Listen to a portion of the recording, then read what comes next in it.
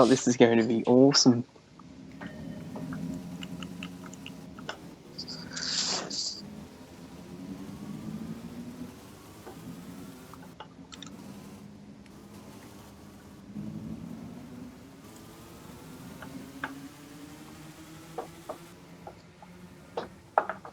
Is Pub 16 supposed to be taking part? I I don't think it matters now, does it?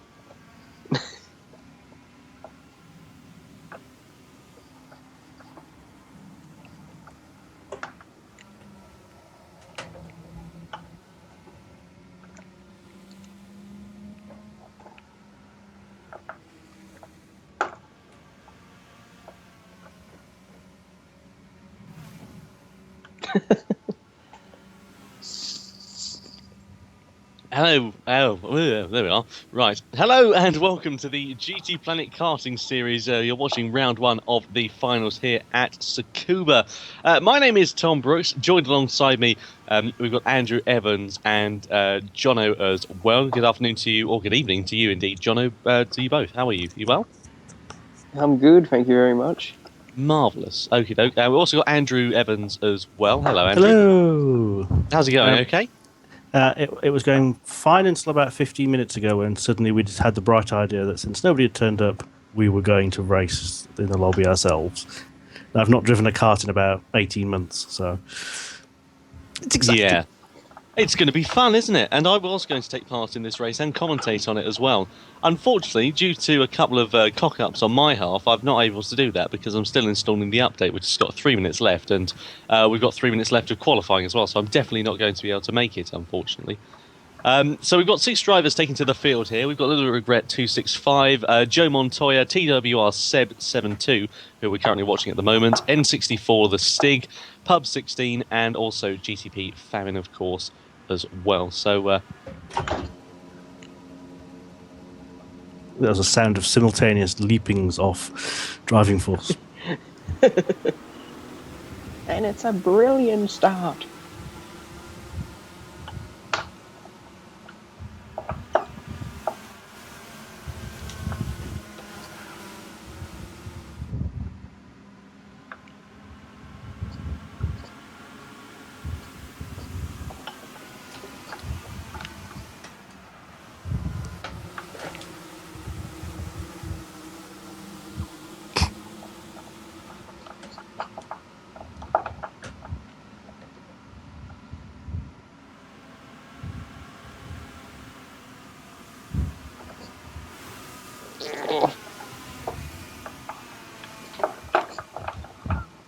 Oh, Curb doesn't want to play nice.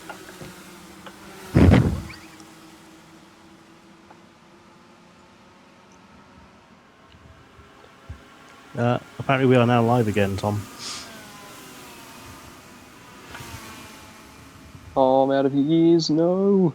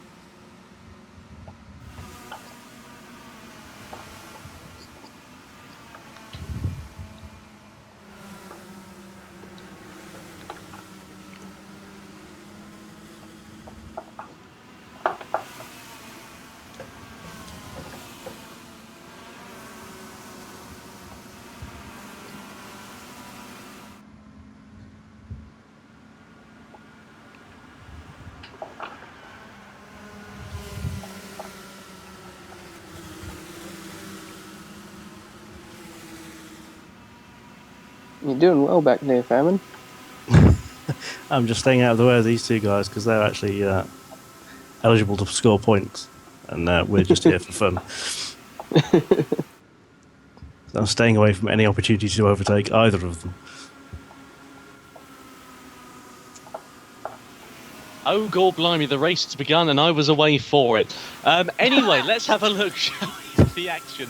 TWR Seb 7-2 leads, but for how much longer? N64 the Stig, the Australian driver, very close behind. The carts come barreling in towards turn 1. N64 the Stig looks up the inside, but Seb does indeed hold the line, but they're side by side coming into the final corner, and someone going very wide. I think that was Little Regret 265 out of the final first corner rather. Meanwhile, still side by side between TWR Seb, N64 the Stig, trying around the outside in towards the second left-handed hairpin. Can he get the move done? No, he can't. Has to hold back for another bit. And there we are. TWR Seb 7-2, the Frenchman, leads the race from N64 the Stig. Then come two Americans in the form of Little Regret 265 and Joe Montoya as well. GTP Famine in 5th, Pub 16 in 6th. Look at this, still hotting up the front and indeed for 3rd place as well. TWR Seb still under pressure from N64 the Stig and Little Regret and Joe Montoya as well, battling absolutely hammer and tong between these guys at the moment. Coming down the back straight, will we see the draft coming into effect? We know it's not that realistic on GT6, but N64 the Stig has got a great run then, tries towards the outside. Meanwhile, 3 cars still scrapping for 3rd position at the moment. Famine's caught up in that battle as well. Andrew, you must be absolutely thrilled with that, given your dislikeness of the circuit. I was trying to stay out of the way, but, you know, there's only so slow I can go. Doing an Yeah, admirable I'm job. smack talking. Oh, up the inside, N64 the Stig looking to get ahead of TWR Seb. No way through there for him at the moment. Let's cut into 3rd position if we can. We'll try and see what the battle is going on there. But it's great racing between the top 3 at the moment. Coming in towards the second left-handed hairpin. There you go. Oh, the first left-handed hairpin, the second hairpin on the circuit. And TWR Seb's defending his position very, very nicely. But N64 the Stig right all over his rear bumper. 4 laps out of 7 completed. And the battle for the lead still intensified. I'd love to have a look and see what's going on between 3rd position, because there's a great battle going on at the moment. Look at this though. N64 the Stig, he's on the grass in towards the hairpin. No way through there for him, and he's going to have lost a bundle full of time compared to TWR Seb. And that's going to really throw him out of contention for at least the next lap or so, I would imagine, whilst he can close the deficit. So N64 the Stig, he must be disappointed with that one there, Jono. Because that's really put a bit of a blunder in your race. Nah, it's fine. We'll get him. We'll get him. Next lap. It's the Full of commentators optimism. taking on the races. It's the wacky races. I'd love to have had a go. Anyway, so TWR Seb still leads from N64 the Stig. Joe Montoya then retakes 3rd position ahead of Little Regret 265. Famine still locked into a battle. I really would love to have a look and see what's going on for the 3rd place battle. And we'll have a look and see what's going on. Look at these guys really battling very, very closely. Little Regret 265 and Joe Montoya, as well as GTP Famine still ongoing at the moment. N64 the Stig, who we're currently looking at, has still got a lot of ground to make up on TWR Seb, the Frenchman. There we are, crossing to the 3rd place battle finally, and Joe Montoya, Little Regret 265 and GTP Famine all going for honours for 3rd position for the final podium place. Little Regret 265 is defending very nicely from Joe Montoya, coming in towards the right-handed hairpin. Will Joe Montoya be able to get ahead? He's ahead coming into the hairpin. Famine close behind as well. Going around the outside is the number 2. Not able to get the position. And there we are. Little Regret 265 maintains the place. But Famine's got a great slipstream, and he could be on for a bit of a Ricardo Zonta move, as we saw in Spa. 3 wide coming down the back straight in towards the final corner. Cracking racing between these 3 cars. And Famine's got the best line out of these guys. Will he be able to get the move up inside? Oh, look at that. Joe Montoya defending the position. Famine has to settle back. Will he be able to get the move done? Oh, Little Regret 265 has been shuffled out to 5th at the end of this. We're only on lap 5. We've still got another 2 laps to go. And it's still 3 guys battling for 3rd position at the moment in the race. Cracking driving between these 2. Ever so clean as well, I must say. I'm getting very, very excited. It's more fun to listen to it than to be in it. Oh, no. Oh! It looks like there's been a bit of an incident for Jono there. Has he lost it? He must have done. He has! Oh dear, 2nd place man, Jono. Smoke pouring from the back of his car. Was that a bit of a spin there, Jono? A bit of a... Trying to go a bit too fast in that corner. Just got a bit wide.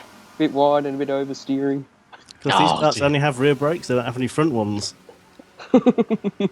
So Yeah, I was always good at spinning carts. It's hard to trail brake in these things because of the rear brakes. That's the main problem.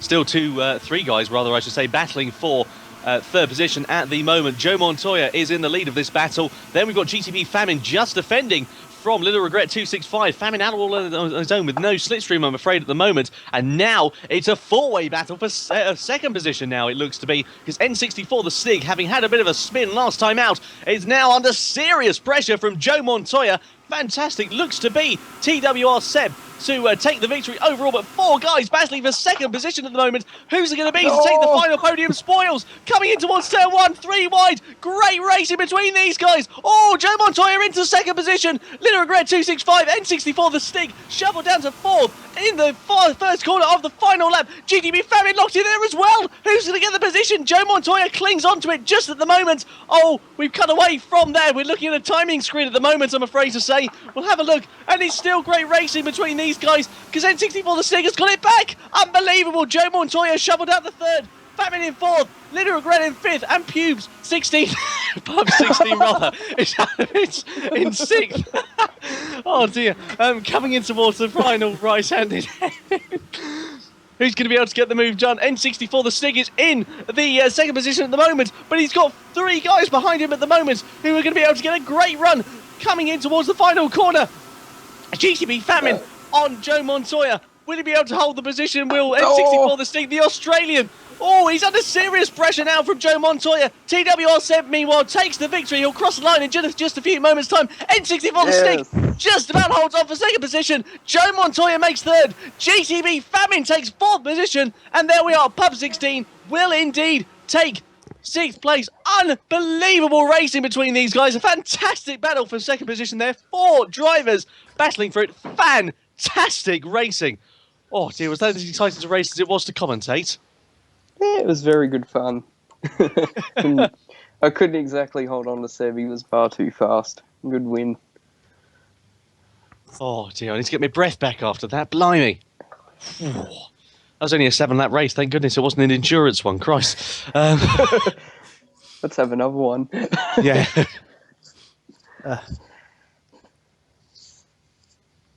Blimey.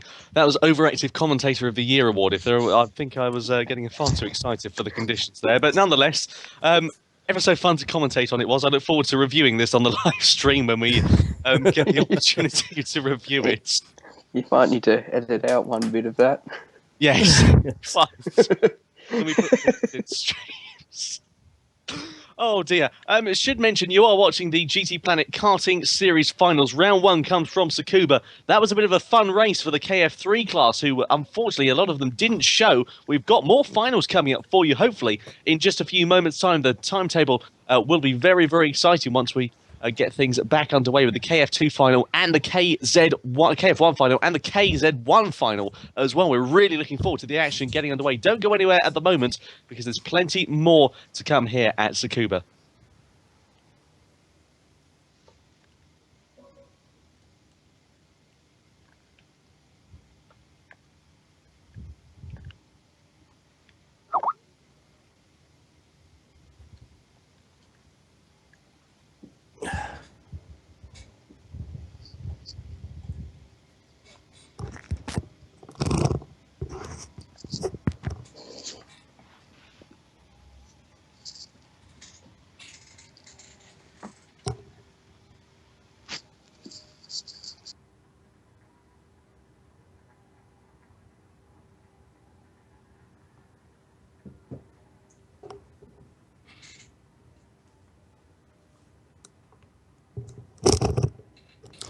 So, if you were lucky enough to tune in just then for the Impromptu KF3 final, it was a mixture of drivers who'd actually qualified for it and some of the commentary team who decided that a 3-car race probably wasn't the done thing.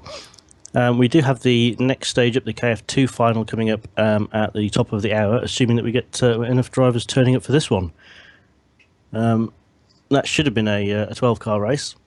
However, it looks like most of the field didn't turn up, so it'd be good points for Joe Montoya, Little Regret 265, and TWR Seb 72 there. Yeah, some good points for the Green Hell Heathens as well, Famine. I'm not entirely sure we're that eligible, but we'll see if we can talk AJ into giving us some points for that. A spectacle like that deserves some points. Indeed. I'm going to save my replay of that because that was terribly amusing. I think all of my laps were within 0.6 of a second of each other, which is good for karting.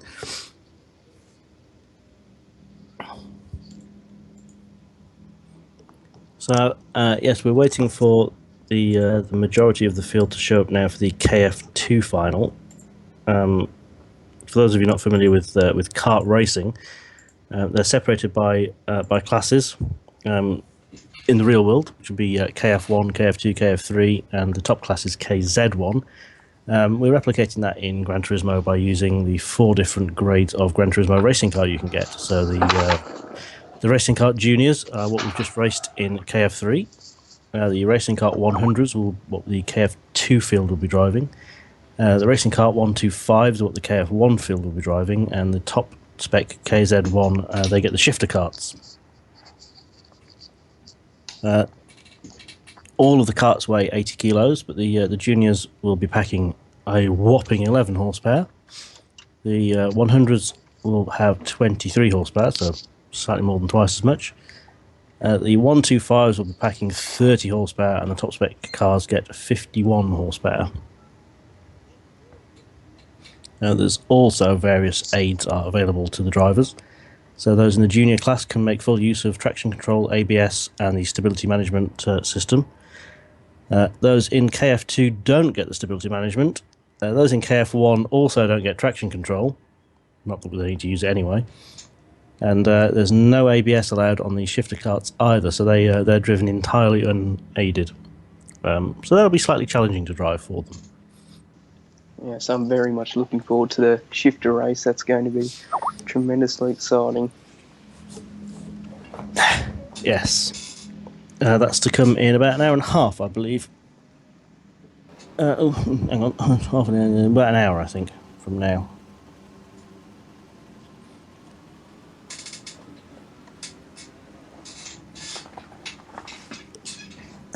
So we have a couple of guys on track right now practicing in the Kart 100s. Each session will be made up of a short qualifying session to determine grid order, and then a race thereafter. The races are all different lengths. So the KF3 final, had it gone ahead properly, would have been 15 laps. The KF2 final is 18. The KF1 final is 20. And the KZ1 final will be 30 laps, which might require some pit stops. And Tsukuba does not have the easiest pit lane entry in the world.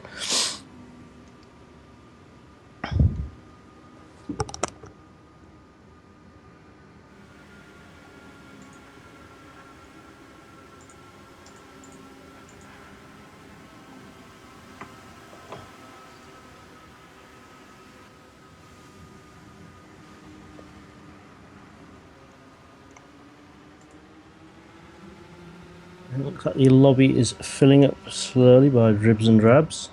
So if you're listening into this and you think you should be in the KF2 final, you should probably be getting yourself to the circuit right now.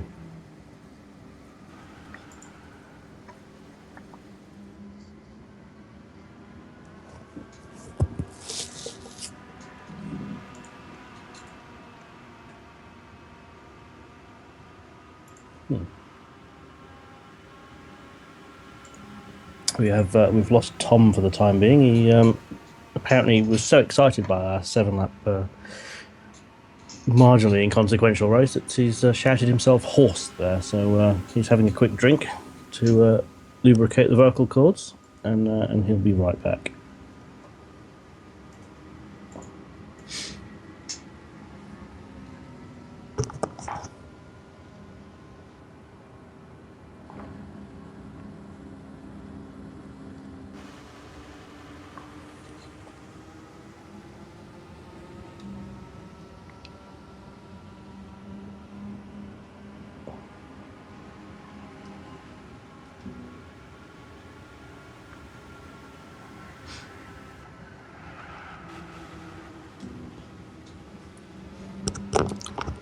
For those of you who are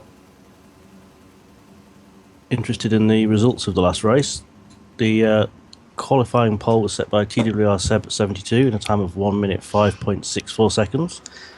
And he went on to win the race by 5 seconds from N64, the Stig 007. But the next 4 cars were all separated by just 0.4 of a second, so a nice close finish at the end of the race there. Right, sorry, back. Marvellous. Are you well lubricated?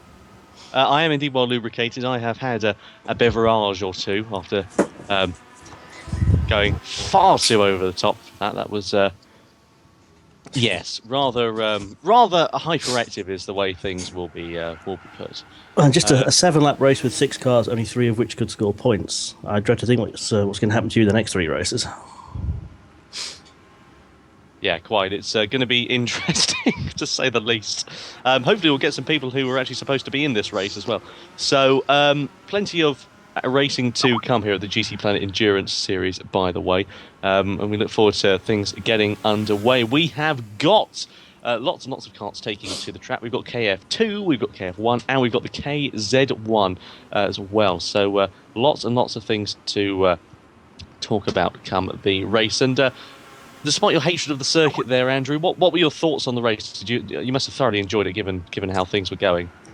It was a nice close driving. I was trying my hardest to stay out of the way of the guys who are actually going to be scoring points. But yeah, it's not a track I like at all. I don't get on with it terribly well. But the go-karts are quite good fun everywhere because they only have rear brakes.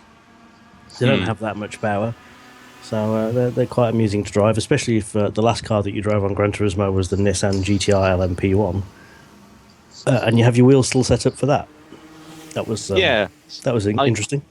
I can imagine it probably was. I can't say I've ever had the displeasure. I've never, like I said, I've never driven the GTR Nismo actually. To be honest with you, mind you, I've never really had that much of a go on GT5 as of late because I'm far too busy. Indeed, GT6. I think you might be 3 years out of date there.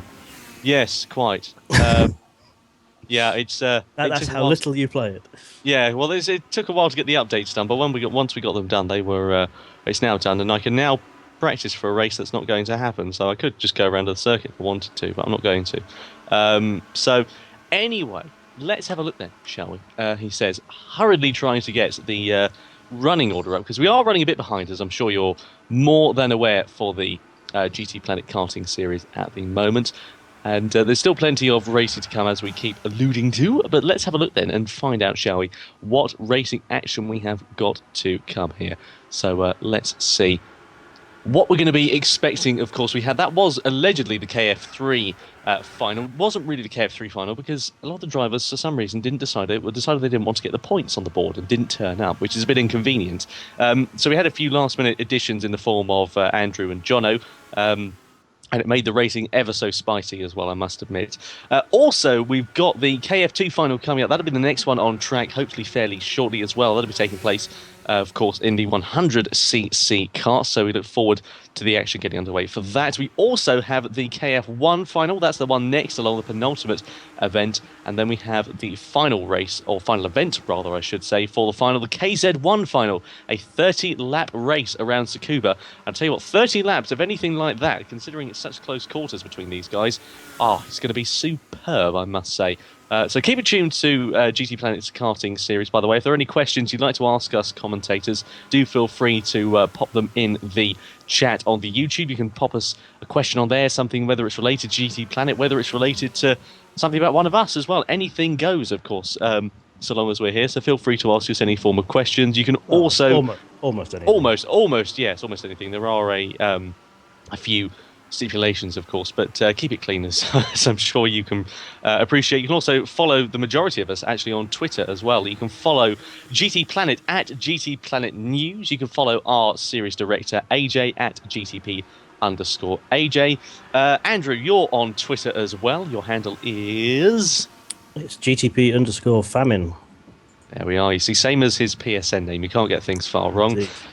Jono, if he's still around, is Jono on Twitter? And if so, what is Jono's name on Twitter? I'm not entirely sure whether he's still around. I'm around. I just realised I had my mic on mute for the last 10 or so minutes, which is a bit unfortunate. But no, I don't have Twitter. Ah, I see. That's a shame. Well, keep up to date with how you're going on GTPlanet then, by the sounds of things. Indeed. Yeah. So you can also follow myself on Twitter, Tom Brooks, if you want to as well, at Tom Brooks F1. Any comments, questions, anything like that, feel free to send them to us directly on Twitter if you fancy getting our attention. That way, we'll be talking about a fair few things over the next couple of hours or so. But we wait for the next race to line up in the form of the KF2 final. Qualifying for that starts, as we just see on the screen, in 9 minutes. So 9 minutes to go until qualifying. And it's only a short qualifying session, only around about 5 or so minutes. So it's pretty essential, Andrew and Jono, to get a lap in pretty quickly, I should imagine, especially around a circuit like this. It's not a particularly long circuit, but you've only got, I should imagine, 3 or 4 shots, if you're lucky, really, at a competitive lap time by the time the timer finishes, really. Yes, Andrew and I only got, I think, 2 laps in that qualifying session. That was 2 flyers, not 2 circuits of the track. Yep. We got 3 of those, but only 2 of them were flyers, unfortunately. So the drivers really got to nail those laps early on. Yeah, most definitely. So just keep an eye on the action, of course. Today we had the Formula 1 qualifying in terms of proper racing, as it were. I say proper racing, of course, in inverted commas, because you know what I mean. It's still proper racing, as it were, but it's well, taking place on a proper circuit as opposed to a virtual one. But there we are. Well, it's a proper circuit as opposed to Tsukuba. Yeah, you know what I mean. Difficult. It's difficult to phrase it. So anyway, so yeah, Formula 1 was pretty predictable by the sounds of things as well. What was it, Lewis Hamilton? By the way, if you haven't seen the results, do feel free to mute it now. Spoiler alert. Spoiler alert. Yes, Lewis Hamilton. I haven't said where he finished, so Lewis Hamilton. If you do want to mute it now. Yes. Very predictably, Lewis Hamilton everyone was talking about what he was wearing and his sunglasses and his girlfriend, and forgot all about the driving part of it. Yes, quite. Who is his girlfriend now, by the way? Has he got a girlfriend? I don't know. Oh, heaven only knows. Oh, someone was linking him with one of the Kardashians. Oh, heavens. Brilliant. One of the younger ones. Oh, yeah, great. I don't actually really know what a Kardashian is, apart from the enemies in Star Trek, so... Well, there we go. Yes, Lewis Hamilton robbed to pole position ahead of teammates Nico Rosberg, of course, in second place. In third and fourth were the 2 Williamses in the form of Valtteri Bottas and Felipe Massa. Now, that's very good for them. The first time they have qualified in the top 4 since 2002. So great effort from the Williams team to show that they have certainly got the pace to take it to the front. But as we've seen in a lot of their races, they've had a lot of qualifying pace and 1 lap pace, but in the race they've generally sort of dwindled, really, more so than anything. Only really been able to take a podium when others have made mistakes or have been put out of the race, unfortunately. So let's hope and pray for a better tomorrow for them, because it would be nice to see, really, for Williams to get onto the podium once again. And I mean, you never know. Nico Rosberg retired from the race this time last year, and it could happen again. Something could go wrong with Hamilton's car. We could see potentially a Williams taking the victory, or maybe that's just a fantasy I'm living in my head. Well, I'm just hoping the 2 Mercedes will crash into each other so we can see Williams 1-2. Would be nice. Ever the sportsman. I like it, Jono. Yeah, well, my opinions on F1 this year are best not said. So that's an infraction on GTPlanet, that is. Indeed.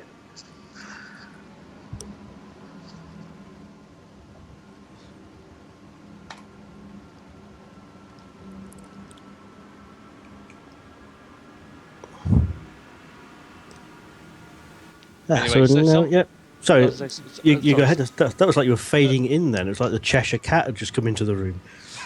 Thank you. Someone's asked to see the entry list for the KF2 category, so we shall indeed go ahead. Made up of KZ1 and KF1 entrants, this one, which sounds a bit confusing, but of course it depended on where you finish in the heats as to what category you get put in for the final. So it's made up, as I said, of 2 different types of karts. And number 117, Barrett, number 5 is the driver who will, of course, lead proceedings in the KF2 class. Then we've got Car Casio, who I shall pronounce him, in the 3 number 18, 318 rather. Choco Chip, number 23, he'll be there in the KZ1. Crawls 69, who will also be there. Doesn't actually have a number allocated. Doesn't have a seed allocated to him at the moment. So there we go. Then we've got DeBomb, number 130 in the KZ1 class. So then comes the first of our KF1 entrants in this race. Euclid 58, the number 29, will take to the grid in his KF1 kart. Then comes number 311, GTP RJ Co. Number 5, of course, he was seeded in the KF1. Then comes another few KZ1 entrants in the form of iMirrors in the 289. Pilster number 1 is in the 315 KZ1 kart. Then comes Pubs 16 in the 198. Final KZ1 entrant, and then comes the final KF1 entrance in the form of Racing at Home for the number 321, and then 312 in Torzilla. That's completing the KF2 category race entry list. So providing everyone turns up, which it's looking fairly promising, I should say, at the moment. I mean, we've got 6 drivers currently on the circuit at the moment. We're waiting for a few more to join, but we've got a few minutes until qualifying gets underway. So we could be in for another interesting race, Andrew. Yeah, it could be another reduced field race as well. I'm not entirely sure what's going on with people not turning up today. Yeah, people seem to get called out. My mistake, by the way, regarding the entrance for the KF2 class, as you rightly mentioned, Andrew, they're all in KF2 cars. The class of the qualifier is simply the warm-up races that they did. So there we are, my mistake. Apologies there. First of many mistakes, I'm sure, that I'll make throughout the duration of the next couple of hours. But, although it would be tremendous fun trying to see the 20 horsepower kart keep up with the 50 horsepower ones, but it's not that much of a deficit on the circuit, but I suppose there is a bit of a longish back straight at least anyway. So yeah, so we'll wait for that, of course. Plenty of action, like we say, to come. Under 5 minutes to go until qualifying will get underway. Hopefully we'll have a full grid for the KF2 class, and then we'll be commentating rather hyperactively on some racing that will be ongoing. But drivers just getting their last minute practices in as the ticker counts down and we get qualifying underway. Just realised, actually, I've got over 500,000 credits in this game, but yeah, I should probably think about maybe reinvesting some more time on GT6, because there's a few more updates have come along the way now, and people seem to be buoyed with a lot of optimism. Can you shed some light on what updates we've had, Andrew? Because there was a new one recently as well that I got caught out with. Yeah, the most recent one was version 1.2, which I think only brought the Vision Gran Turismo SRT cars, which, if you're not familiar with them, are insane. And they also added the last 2 GT Academy cars to the dealerships, which was the LMP2 Nissan Zytek Z11 SN and the LMP1 Nissan GT-R LM. They were previously awarded as prize cars for competing in GT Academy, but now they're available to purchase from the dealerships as well. I see. So a few more cars for everyone to choose from. Makes our life easier as well, the LMP2 car that's been implemented, because we include it in our endurance series now as well. So yeah, actually, it's also brought an update to Goodwood as well. Goodwood was actually one of the first circuits that was updated in GT6. It went from the 2012 version of the circuit with the Lotus central sculpture to the 2014 circuit with the Mercedes central sculpture, but the one replaced the other. This time what they've done is they've added in the 2015 circuit with the Mazda central sculpture, and that's taken the place of the 2014 one in the special event, but you can still race the 2014 one in arcade mode if you feel like it. It's a very nice sculpture. It is a very nice sculpture. I saw some photographs of it, actually. There's no difference between the 2 circuits, of course, because the layout hasn't changed. So all that's changed is a bit of artwork in the background, really, more than anything. And some of the trackside furniture as well. There's now a stand just at the second right-hand corner, where there was previously a very large Honda logo. Ah, see. But that's pretty much it. Well, there we are. So, not long until qualifying gets underway for the GTPlanet Karting series, of course, that you're watching here on YouTube. If you're watching a recording of this, by the way, and you'd like to know more about this series, or in fact, if you're watching it live and you'd like to know more about the series, you can head on over to www.gtplanet.net to find out more information regarding the series. All you have to do is join the forums. Or you don't even have to join the forums. You can view it as a guest if you really fancy it. You can, if you do fancy joining the forums and becoming a part of our ever-expanding community, you can join, of course, sign up. You have to be at least 13 years old, and indeed stick to the AUP guidelines, which will be outlined when you register. Yeah, there's a fair few things on there that I'm sure will take your interest. It's not just Gran Turismo that we talk about.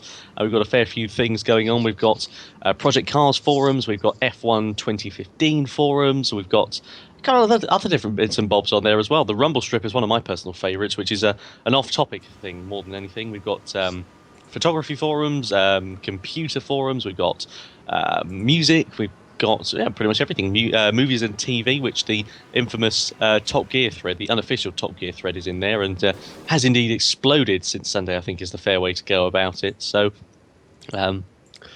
it's fairly interesting over at GTPlanet.net. So fancy joining us, then get yourself on over there. Like I said, all the regulations are indeed outlined when you sign up. Anyway, there we are. Good to know that qualifying has now started. 5-minute timer counts down, and we will have some action on the circuit in the form of these guys. So not everyone joining the field. Still only 6 drivers taking to the grid, I'm afraid to say. So it's not everyone's been able to make it out, unfortunately. But interesting nonetheless, Andrew. We've still got 6 guys taking to the field. So it should make for, well, it should definitely make for some interesting racing throughout. Yeah, I mean, it's points in the bag for the for those top 6 there. It depends on how much they're going to capitalise on this. But yeah, it's odd that 48 drivers have gone through all the process of qualifying for these events, and so far we've only had 9 turn up from the 24 that have been scheduled to race. Oh, we've got a spinner coming out the last hairpin there as well. I didn't quite catch that on screen, unfortunately. I was rather preoccupied with it. Barrett 5 has dropped it coming out of the last chicane. Oh dear. Still on the bright side, at least he's making plenty of space for himself to get a good run on a flying lap now. Yeah, quite. So the advantage also being that us commentators, we normally rely on or the vast majority of us rely on a live stream for the races.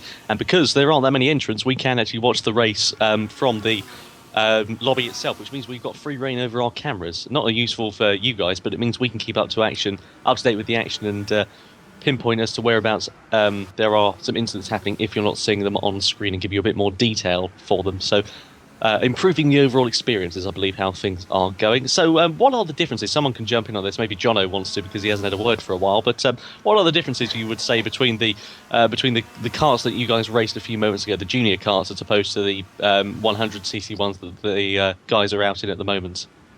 Well, the junior karts have obviously quite a few less horsepower in them, and visibly a lot slower than these 100cc karts, so they're a bit of a tougher test for these current drivers on track than the junior karts myself and Andrew just raced.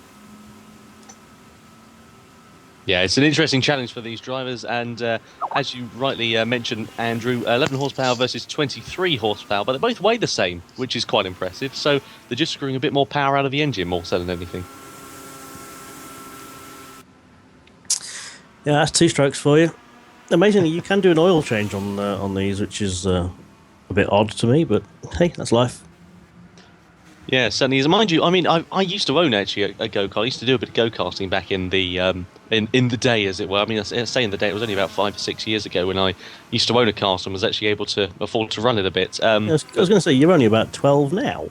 Yeah, exactly. It can't be that far back in the day. I was quite young.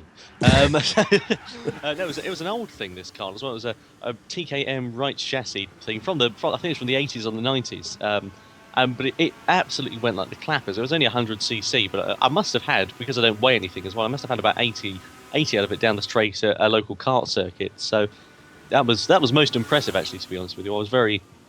I did enjoy myself in that kart. And last year, actually, my last karting experience to date was some endurance karting. A 4-hour endurance race at Butmore Park, which is just up the road from me. A circuit I'm sure you're probably familiar with, Andrew, having lived in Kent for quite a while.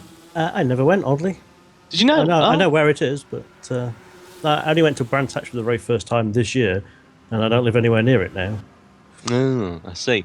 Well, it was good fun nonetheless. I have to say I thoroughly enjoyed myself. We're all in sort of equal carts, but as I'm sure some people may be aware, with rental carts, you can get a good one and a bad one every so often. And we had quite a good one. It went pretty quickly. I did the race start, but we qualified in about 21st place, had about 34 cars. And I did the race start because I've had experience, obviously, having raced previously with that. And very good fun it was, actually, until I got into the final sector, and I was holding my line quite nicely into the corner, allowed the chap who was trying to overtake me space and a bit of room, and he decided that he would miss his braking point and went straight into the side of me, which caused me to spin round and rather halted my progress somewhat for the rest of the race. But and then after 20 minutes, my breakfast decided it wanted to re-emerge, but I had to stop my stint short, unfortunately, and go and park my breakfast. But that's another matter for another day. But yeah, nonetheless, it was good fun. It only ended up, I think, pace-wise, a second off the World Championship winning team, which I thought was relatively okay, considering it was my first time in a kart for however long it had been. So,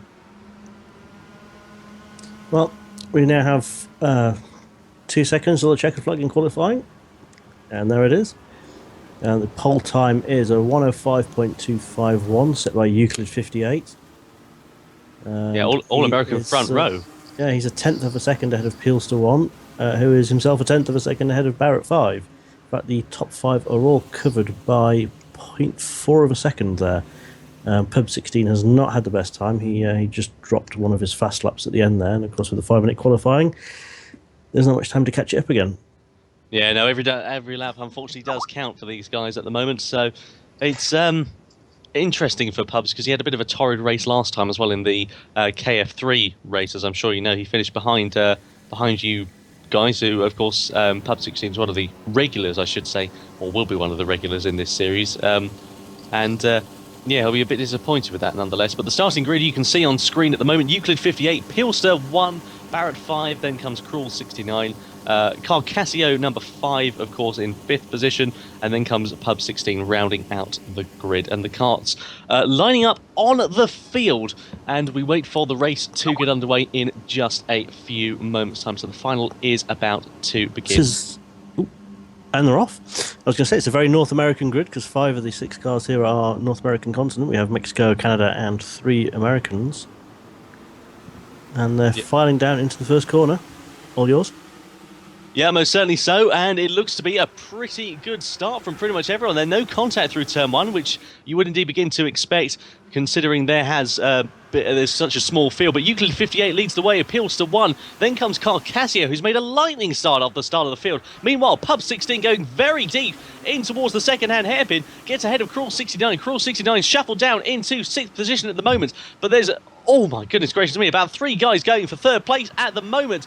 Look at that great racing between these guys going on through the field at the moment. Who is it between? It's between Barrett number 5, Carcassio, and Peelster as well. And Barrett number 5 just defending from the Mexican Carcassio. They're side by side coming down the back straight once again.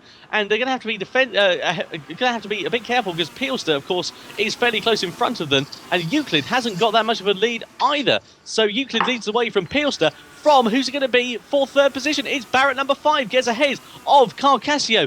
Out of the final quarter they go once again. So Euclid, Peelster, Barrett, Carcassio, Pub 16, and then Cruel 69. Meanwhile, Pub 16 being under threat from Cruel 69. In towards turn 1. Looks up the inside. No way through there for the Canadian at the moment. And manages to defend his position, does the Australian ahead of him in the turquoise coloured car. But great start there from these guys, Jono, really proving that they are not rusty on their racecraft at all, and some fairly clean racing going on throughout the field.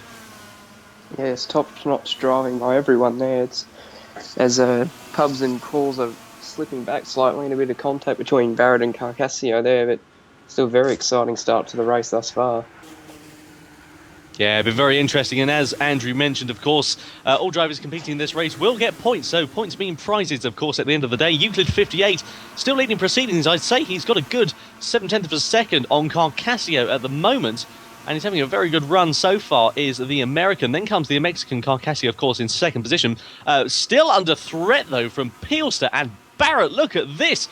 three guys still battling for second position at the moment. 3 wide coming in towards turn 1. Pilster looks towards the inside, and look at that. Barrett number 5 tries to get ahead of Carl Casio as well, but it is Pilster who gets ahead of the Mexican driver at the moment. Barrett 5 shuffled down into 4th place. Pub 16 in 5th. Crawl 69 in 6th place, rather, I should say. Pilster defending from Carl Casio, but Andrew, some great driving between these guys, and really demonstrating that they've got a hold of it. And look at that!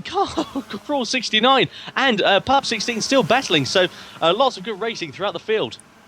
Yeah, there's a little bit of a gap now between the top 4 and Crawls and Pubs here. I think Crawls and Pubs are taking time off each other by attacking and defending variously throughout each corner, and they're certainly being dropped by the pack ahead of them. There's only they can still see them on the straight, but it's a good 3-4 seconds between them now.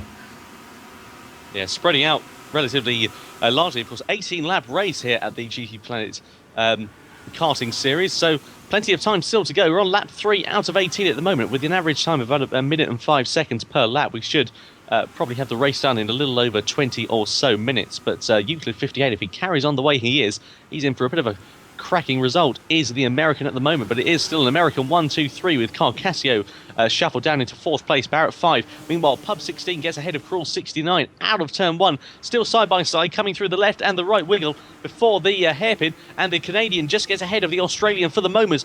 Oh, but the Pub 16 looks to get ahead of Crawls at the moment. Out of the hairpin they go once again, and in towards the right-hander. He's got the slipstream, has the Australian driver.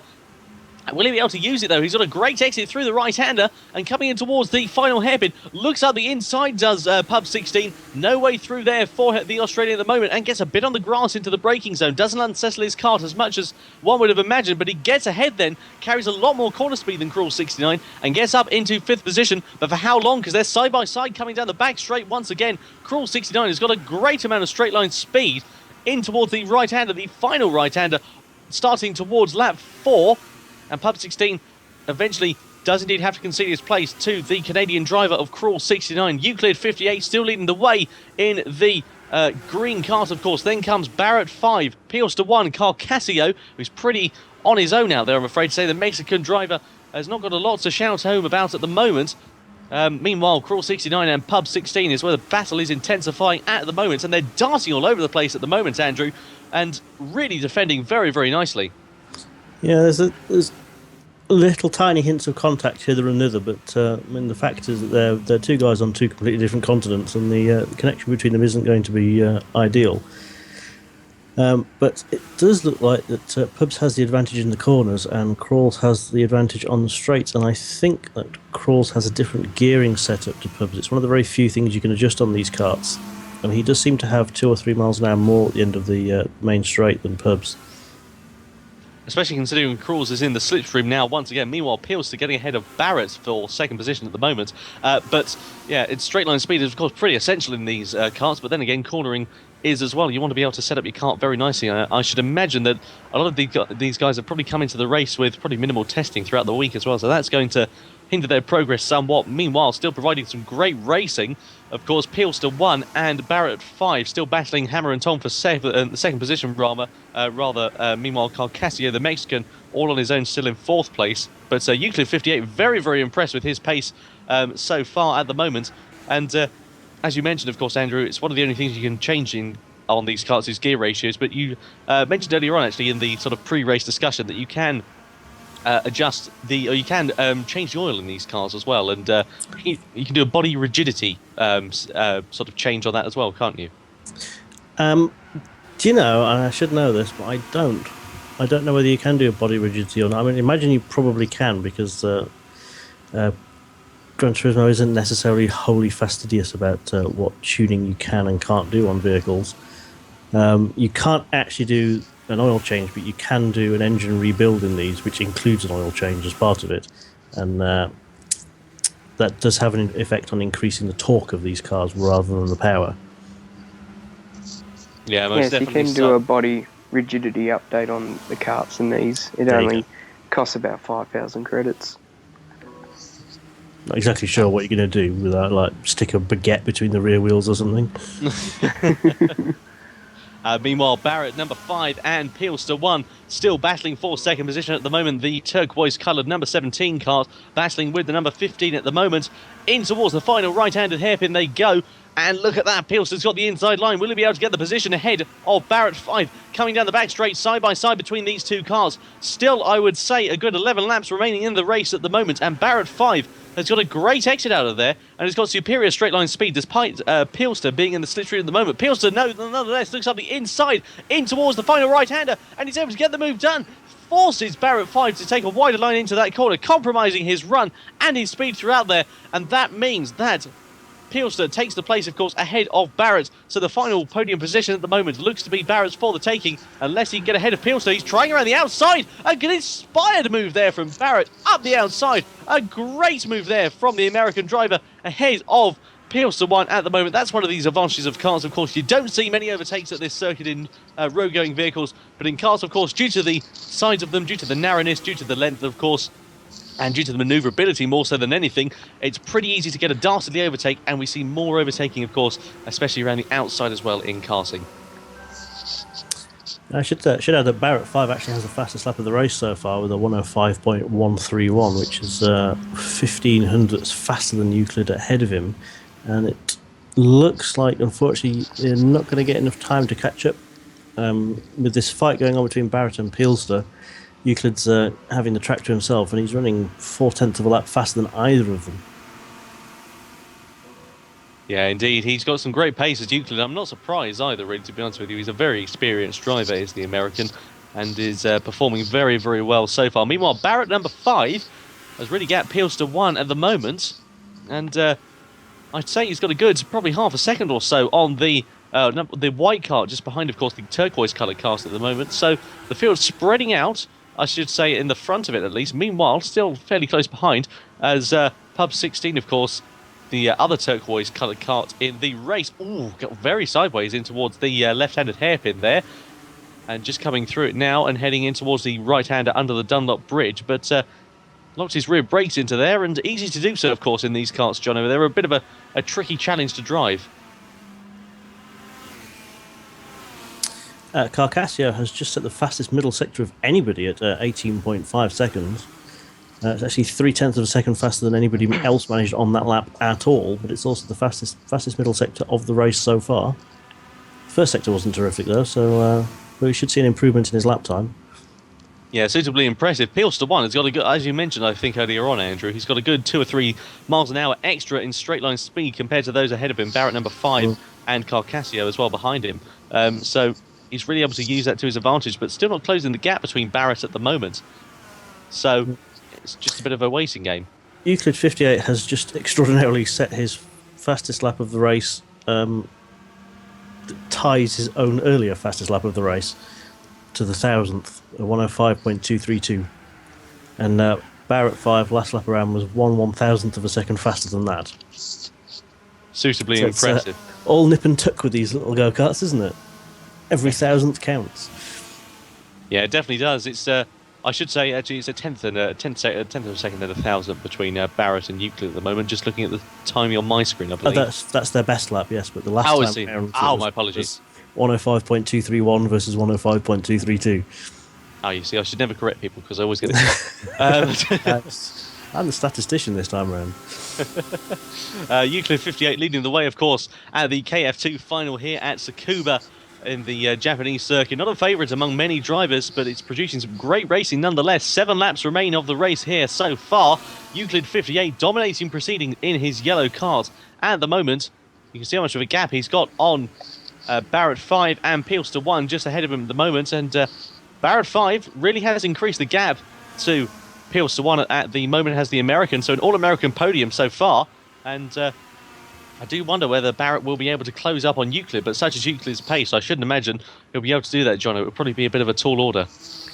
Well, I'm not so sure because Barrett's just set 2 consecutive purple sectors and he's starting to gain a bit on Euclid, but Euclid looking very, very comfortable out there at the moment. Yeah, he's on for a cracking lap here if he can keep his third sector in with his ballpark with his best. Let's have a look then. Coming around the final corner, will Euclid be able to do it? Crosses the line and doesn't improve, I don't believe. His last lap being with 1 minute. Oh, it's a tenth of a second there, and they're about slower than his last lap, unfortunately. Meanwhile, Barrett 5. Sorry. So I'd say Barrett 5 had a very competitive last lap. Actually, I'd say about 300th of a second, nearly quicker than Euclid 58 ahead of him. So a very competitive lap, and takes the fastest lap. Has the fastest lap overall, but Yeah. lapping a little bit quicker than Euclid 58 ahead of him. Meanwhile, Pub 16 and Cruel 69 still battling hammer and tong. Andrew. Yeah, it was a 105.199 last time around. So he's the only driver who's done a 105.1, and he's done 2 of them now. He's managed to pull out a reasonably chunky 1.4 seconds to Pielsa one behind him, and it does look like we've got a fairly decent gap field now, except for the 5th and 6th place cars who were back together. There's a half a second in it, and it looks like they're going to be having a little bit of a fight to the end now. Now, we're not expecting any pit stops in the remainder of this race, I don't think. No, the karts have only used half a tank so far, so they'll easily make it to the end. Meanwhile, Crawls is desperately trying to get onto the back of Pubs after their great battle at the start of the lap. Starting to gain a bit here. Is he going to go for the move up the inside into turn 1? Yes, he is. They're running side by side under braking. Crawls has got the move done so far, but Pubs is going to come back at him. They're side by side again. Crawls covers the inside line. Pubs is going to go up to the inside of the hairpin, and Pubs has got the move done again. So great battle at the back here. Yeah, it was mightily impressive out of that first corner, I have to say, was Pubs. That was one of his real strong points in this lap so far. And you can see he's using all of the track and some he shouldn't, kicking up a bit of dust. But that's where he's losing a bit of time doing that, of course. He's taking some pretty unusual lines, I should say, into the corners and around the circuit. Cruel 69 looks towards the outside in towards the right-handed hairpin, and no way through there for him at the moment, but I think he might have a bit of a straight-line speed advantage. He's in the slipstream now. I don't know how effective it'll be in these karts. I don't think he'll be able to close up quite the gap he's got, but it is a relatively long straight. Indeed, he doesn't, so Cruel 69 remains behind for another lap. Oh, heavens. Barrett 5 has just taken the fastest lap twice in a row. He's just set a 105.0 and then followed that up with a 104.9, so the first man into the 104s. So he's now done 4 laps better than 105.2, and nobody else has done any. He caught up half a second on Euclid 58 on that last lap, and he also pulled out 3/10 from Pielsa one behind him. So this might get a bit close at the end of the race. We've still got 4 laps to go. Yes, he's just set another purple first sector, so he's and still another gaining. Middle sector wasn't quite as good, but we'll see what he can do in the slipstream. Yeah, meanwhile, still the battle ensues onwards at the back of the pack between Cruel 69 and Pub 16. They'll have been hoping it was a bit further up the order, but still getting some good points on the board for these drivers nonetheless.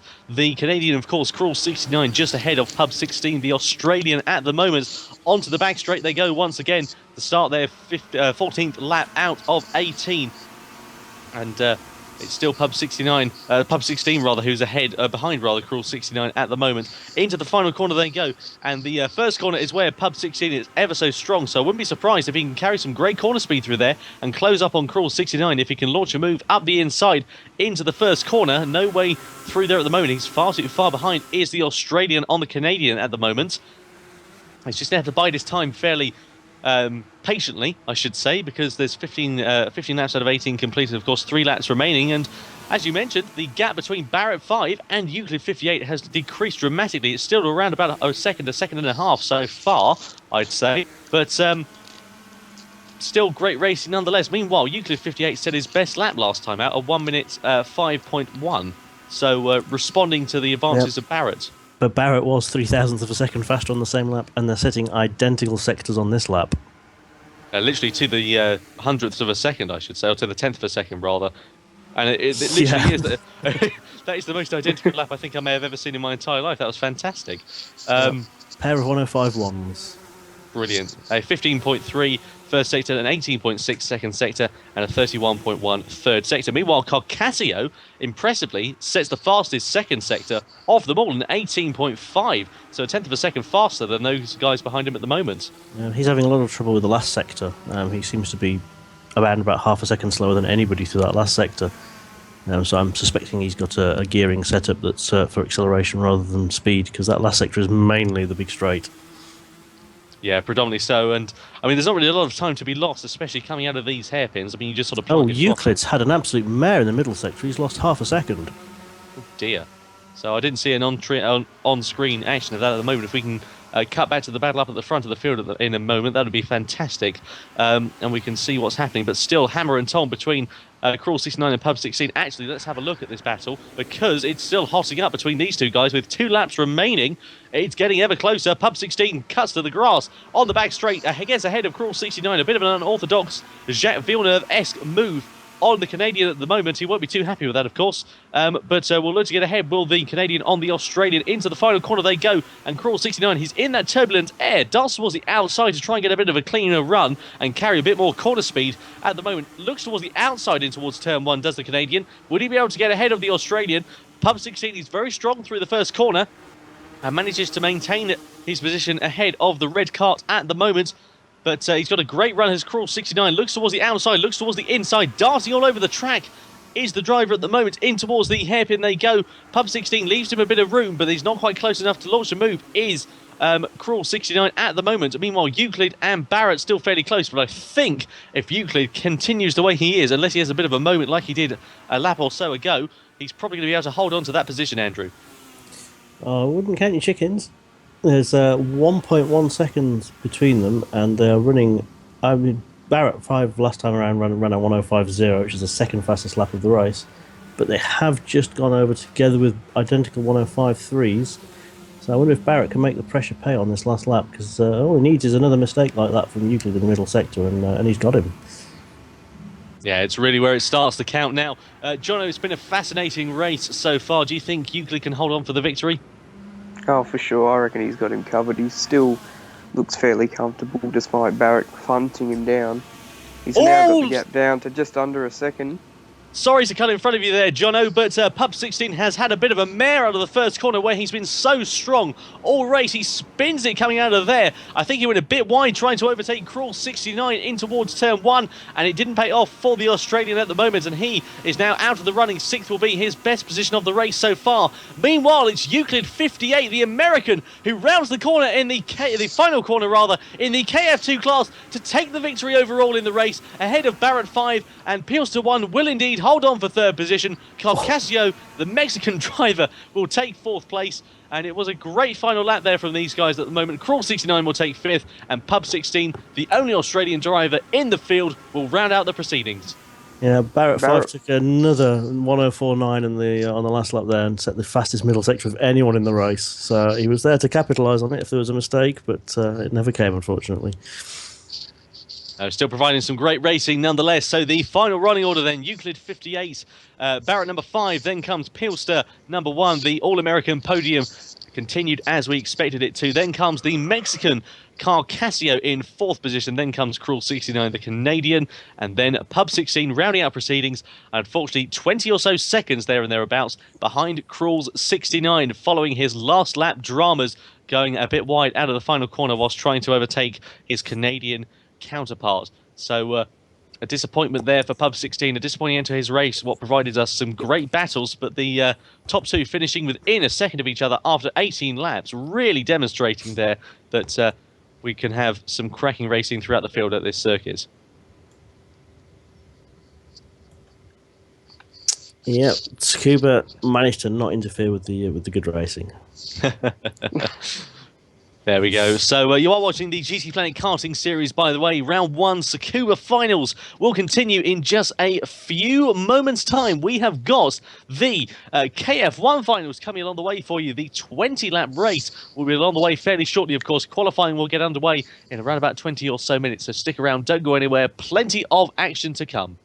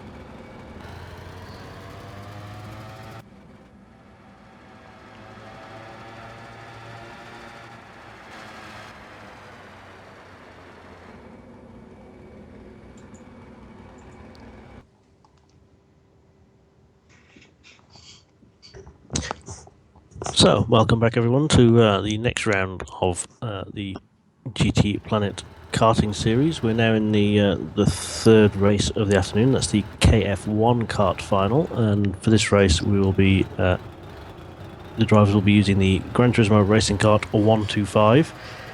That's a more powerful kart than the ones we've seen earlier in the day, and the drivers are slightly more restricted in the driver aids that they can use, although obviously all being excellent drivers, none of them will be using any driving aids whatsoever. And we've just started the qualifying session for this round. This is simply to determine the grid order for this race. These drivers have all actually qualified to this final. Once again, we have a slightly reduced field. We have 2 of the 12 drivers haven't made it to the grid in time. But we do have a pretty varied field for the 10 others that are here, and they're all just heading out on their outlaps at the moment. With qualifying is just over a minute old, so they're about to start on their fastest laps.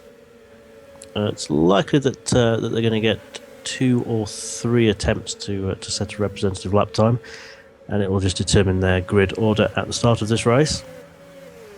But of course, we've seen tight racing throughout, and pole position isn't that much of an advantage with the karts. But we see a nice steady stream of the 10 cars all coming through the first sector now. We can have a quick look at sector times. And we're seeing the sectors are ranging from 14.4 seconds to 15.1. Looks like Ning Dynasty has the best of the opening sectors. But Makosi Academic has done an excellent middle sector of 17.7. He's lighting up the timesheets there. Oh, sorry, Varix has said a 17.6. That's the fastest of anyone. And we now have the first cars coming across the line in the qualifier. TWR DAV42 sets the opening lap with a 102.989. That's immediately beaten by 2 101s from the 2 cars behind him. Varix with that excellent middle sector has done a 102.0. And the fastest lap so far has been set by T Kennedy 85, 101.452. He holds the provisional pole position. It looks like we have a driver who's just dived into the pits. Ning Dynasty and Griff Theo have both just jumped into the pits at the end of their lap. They're going to be lucky to set a qualifying time at this rate. There's not that much time in qualifying to spare, and they've got to do another outlap yet. So it's not looking terrific for them. No, Ning Dynasty and Griff they both came together on the exit of the hairpin at the start of the second sector, so they both received damage and needed to come into pits for repairs. So I think they'll be both starting from the back of the field in this one, as Makosi has set the fastest second sector. He's likely to go fastest here. No, he doesn't take pole position. He's only set a 1 minute 1.7. T Kennedy's still on pole position with a 101.4. Midnight Riders moved up to 5th position, moving Smith down to 7th. Now Ning Dynasty and Griff will be pushing very, very hard just to try and start a lap here, because after their pit stop, all their laps will be invalidated as Smith comes into the pits with some left front damage, so looks like he won't be improving his position of 7th, as Varix, the Italian driver, sets the purple second sector, 17.6. That's coupled with a 14.8 first sector, so unfortunately I don't think he'd be taking pole, as Makosi beats that with a 17.5 with the personal best in the first, so it looks like he'll be taking provisional pole after this lap. It looks like Griff Theo is in the pits too long. He's not going to set a lap time. He's just crossed the start-finish line with 54 seconds to go. He's not going to set a lap time. Ning Dynasty may. If he sets a good one, he'll be able to set a lap time. GTMX Oscar goes fastest with a blistering final sector, 29.0. He has gone fastest with a 1 minute point 4. 1 minute 1 second point 433, I should say. Mm-hmm. Yeah, that's T Kennedy just behind. He's only 100th of a second behind. Yes, very not that much in field. So we have a yellow flag in Sector 1. That is D4 Risbob. He's stopped on circuit. Yeah, he's moving very slowly at the moment.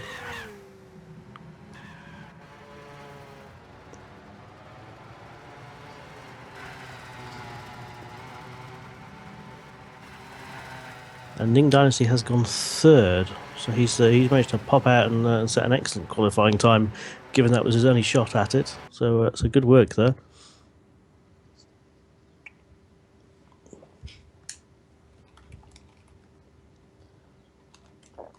Yeah, it's a very short qualifying session as I'll run through the grid now. On pole, we have GTMS Oscar, followed by the American T. Kennedy, 85, followed by Ning Dynasty with a brilliant lap. Midnight Rider, 32 in 4th. Makosi in 5th. Variax in 6th. D4 Risbob in 7th. TWR DAV, 42 in 8th. Smith, 1001 in 10th, followed by Griff in last position.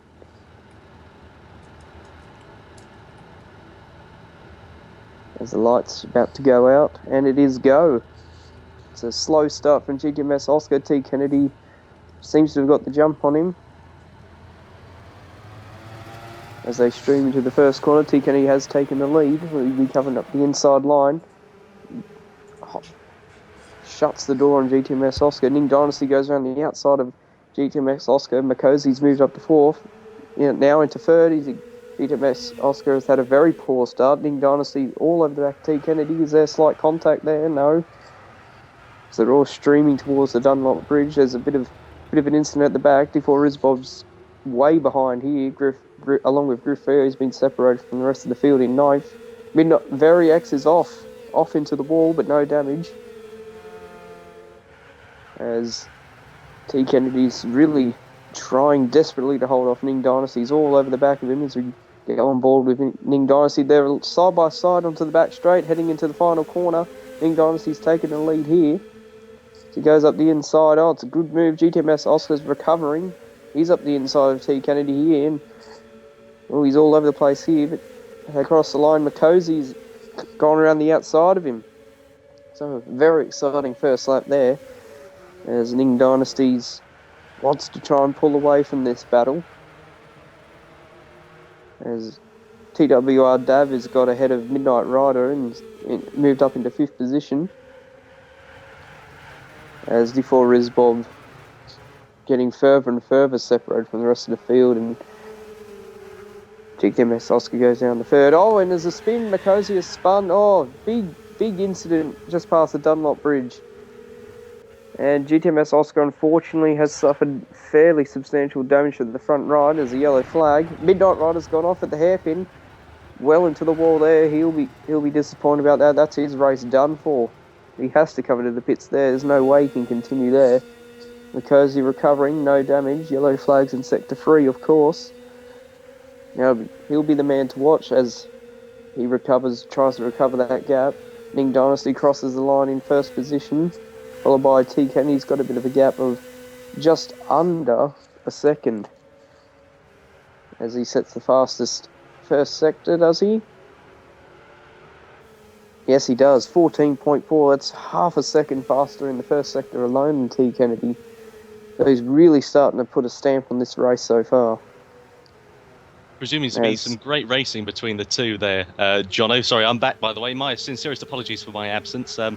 Lap 3 out of 20 we're on, which is good, so I haven't missed that much of it. Unfortunately, I was preoccupied with other things, I'm afraid to say. But now back and enjoying the racing. But it looks to have been quite an interesting start given qualifying there, Jono.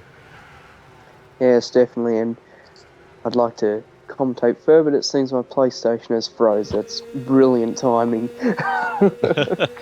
Yeah, it's really unfortunate when that happens. I mean, the only access I've got at the moment is the live stream, which is around about 15 or so seconds behind, I'm afraid to say as well, which is a bit of a pain in the proverbial, as it were.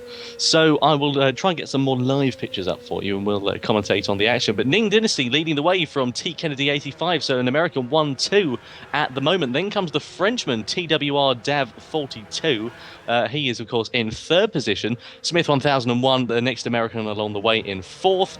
Another Italian in the field. We've got Very XX. And who's that going off out of turn one? Someone of the cars went blindingly off there. I think that might have been Very XX. No, in fact, it was TWR. I apologise. TWR Dav then, 42.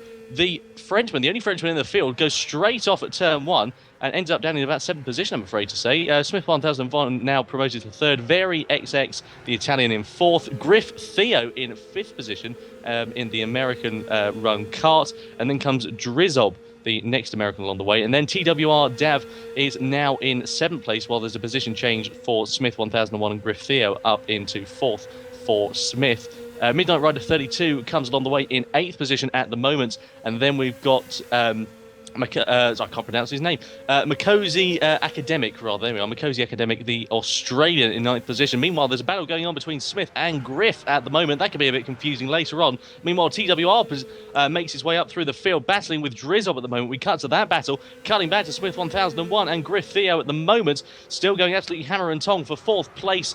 Here we are then. Who's going to be able to get the whole shot at the moment? Griff Theo still a bit far behind Smith at the moment, coming in towards the hairpin. Once again, they're very close on the circuit, Jono, and a fuller field producing some fantastic racing, it must be said.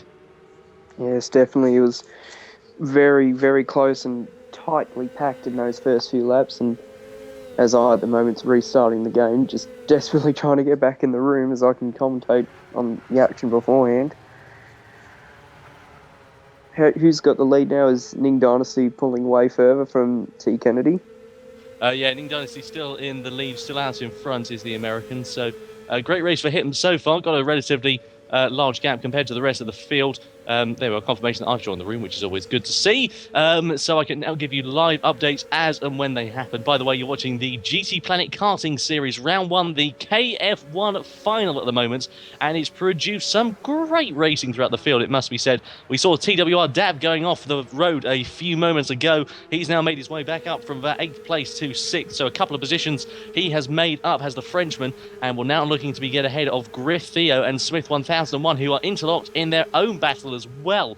Currently watching Makosi Academic, the 9th place man we were just a moment ago. He was in a battle with GTMX Oscar, the Mexican, and Midnight Rider 32, crossing to Griff Theo and TWR then. Having a look at this battle, number 54 trying to get ahead of the red car in towards the hairpin they go, and they're side by side coming out of it. Who will be able to get the whole shot once again? So it's the red versus the blue, and TWR has to slot back into the slipstream. Meanwhile, Makosi Academic battling with Drizob, and TWR not too far ahead. Sorry, Midnight Rider battling with Makosi and Drizob, rather, I apologise. But TWR Dav has made his way, or lost a bit of time, rather, I apologise, on his compatriot just ahead of him. That was Griff Theo, of course, who was interlocked in a battle with just a few moments ago. He's now lost a bit of time, I'm afraid to say, regarding that. Makosi Academic and Drizob still the battle that's the main highlight at the moment. The Australian versus the Mexican, coming through the left and the right kink in towards the hairpin once again. The American Drizob there gets a bit of dust kicked up,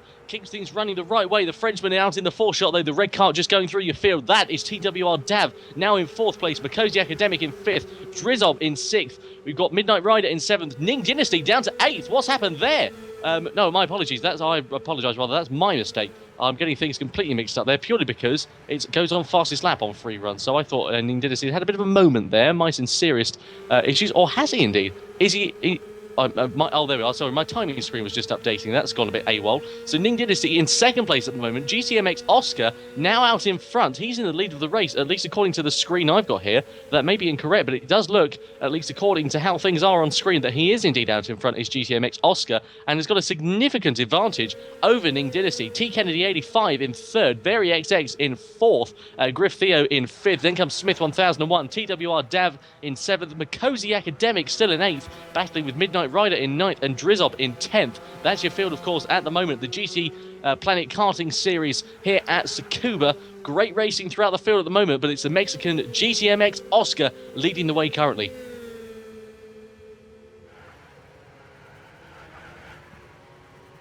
So coming through the first corner does GCMX Oscar, just coming out of it now, keeping things on the straight and narrow does the Mexican. Still some battles going on throughout the field, relatively spread out it's getting, but there's still a great battle going on for 9th position at the moment between Midnight Rider and Drizob. Drizob in the slipstream pulls towards the inside and gets ahead of Midnight Rider 32 at the moment. In towards the final corner they go once again. And it is indeed Midnight Rider who is still challenging Drizzle at the moment. The two Americans side by side coming down in towards turn one. Will Midnight Rider think about a move up the inside? He'll have to be very, very late on the brakes if he can. Keeps a bit of throttle on, trail braking there. Great tactic from Midnight Rider side by side between the white and the blue cars through turn one. Drizzle has got the great line though in towards the hairpin, positions his car perfectly, compromises his run through turn one to have the better run in towards turn two and keeps things on the straight and narrow. If he does indeed go a little bit wide and misses the apex, does the American in towards the right-hander. And it is indeed still Drizzle ahead of Midnight Rider at the moment. So Midnight Rider got a lot of ground to make up on the rest of the field. Meanwhile, still some battles ensuing onwards between TWR Dav and Mikosi Academic at the moment. Coming down the back straight once again. And TWR Dav has got a bit of an advantage actually over Mikosi. So no way through there on the for the Australian on the Frenchman at the moment. So keeping things fairly cool and calm as we speak. But it's still GTMX Oscar, the Mexican, leading the way ahead of Ning Dynasty, the American. Then comes T Kennedy, rather, in third position. Then VeryXX in fourth at the moment. So a three-way scrap for fourth position. Oh, it will be in a few laps' time, I'm sure, because they're fairly close on circuit at the moment. But great racing throughout the field. Yeah, Ning Dynasty is just absolutely destroying them at the moment. He's still well over a second faster than his nearest rival, T Kennedy. He's got the gap out to 10.2 seconds now, so he's got an iron grip on this race so far. GTMS Oscar recovering from that unfortunate pit stop he had to make. He is currently well behind in last place. Yeah, my apologies. Sorry, I am actually reading off of my screen, and my screen is incorrect. So the correct running order is the one you can see on your screen at the moment. GTMX Oscar is, in fact, nearly a lap behind Ning Dynasty at the moment. So the running order is Ning Dynasty, T Kennedy 85, VeryXX, Griff Theo, Smith 1001, TWR Dav, Mikosi Academic, Midnight Rider, Drizob, and GTMX Oscar. That is your running order, of course, at the race so far. And Mikosi Academic still battling with TWR at the moment. Coming in towards turn one, they go once again, and still a battle ensuing onwards. Who's that going a bit wide? That is Smith 1001, getting it a little bit squirrely, a little bit hairy. He'll have clenched his bum cheeks, I'm sure, going through the left-right kink there, because he was having a bit of a tank slapper going on. Keeps things on the straight and narrow. Yep, still ongoing between these guys at the moment. So Drizob, of course, still trying to get ahead of Midnight Rider. Looks towards the outside, weaving all over the road is Drizzle at the moment. I'm not entirely sure whether that's in the regulations. He looked to be a bit out of control there, did the American, and still not able to get ahead of Midnight Rider at the moment. In towards the left-hand kink before the right-hander. And still trying to get ahead is the American driver at the moment. And coming down the back straight once again. So this is the hottest battle on track as we speak. So some great racing between the two Americans. Clean racing as well. That's the most important thing.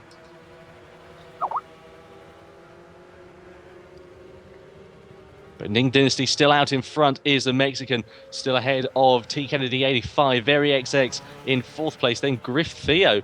He's in fifth at the moment, the American. No British drivers, of course, in this race. If you are a Briton and looking for your hometown drivers, I'm afraid to say no British drivers in this race so far. But we've got the KZ1 final coming up rather shortly in just around about 20 or so minutes' time. So we'll have more information, of course, as to who will be competing in that later on.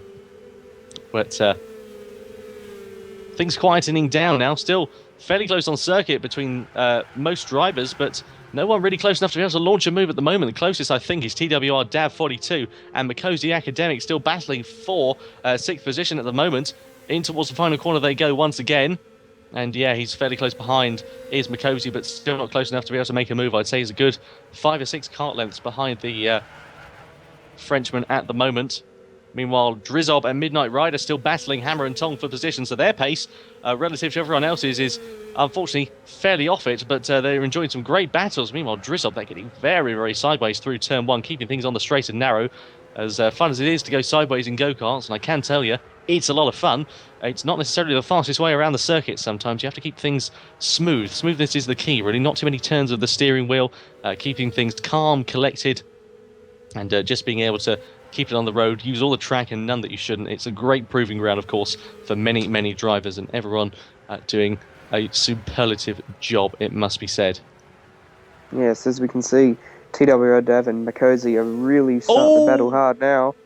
Sorry to cut in front Oh, of you there again. Yeah, Midnight Rider just gone straight off out of the hairpin then, the final hairpin there. Did you catch that there, Jono? yeah, I saw that on the map. He's lucky to get away with no damages. He needs to get up to speed quickly, otherwise Oscar will be on the back of him. But he's lucky to get away with that, but he'll be very disappointed with that Midnight Rider. He's now well anchored down in ninth position. As Yeah. Makosi and TWR Dav are really starting to battle hard. Makosi's all over the back of him. He's going to go up the inside here into the hairpin. The second hairpin, I should say. And Oh, Dav goes a bit Dav's wide. gone wide. He's in the wall, is he? No, he's just managed to recover it. Recovered Yeah. there. Very well held. Very, very hairy moment there for TWR Dav. The Frenchman has a bit of an off-track excursion, unfortunately, and now his next biggest threat, I'm afraid to say, is in fact the white cart of Drizzop, who's not too far behind as well. So no mistakes from TWR Dav, otherwise he'll have the American to contend with at the moment. But Makosi Academic, that allows him a bit of breathing space coming down the back straight and in towards the final corner they go once again. But his next target, of course, is Smith 1001, the American driver, and he's got a fair old distance to catch up, has Makosi, to get ahead of Smith at the moment. But still, Ning Dynasty leading the way is the American ahead of T. Kennedy, 85.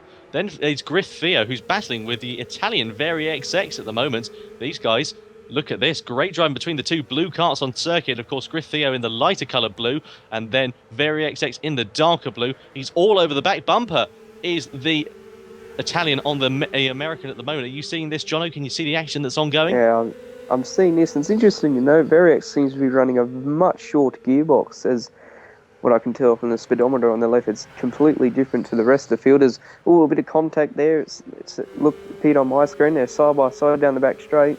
Variex seems to have a bit of a jump on him in terms of acceleration. He'll be taking the inside line into the final corner.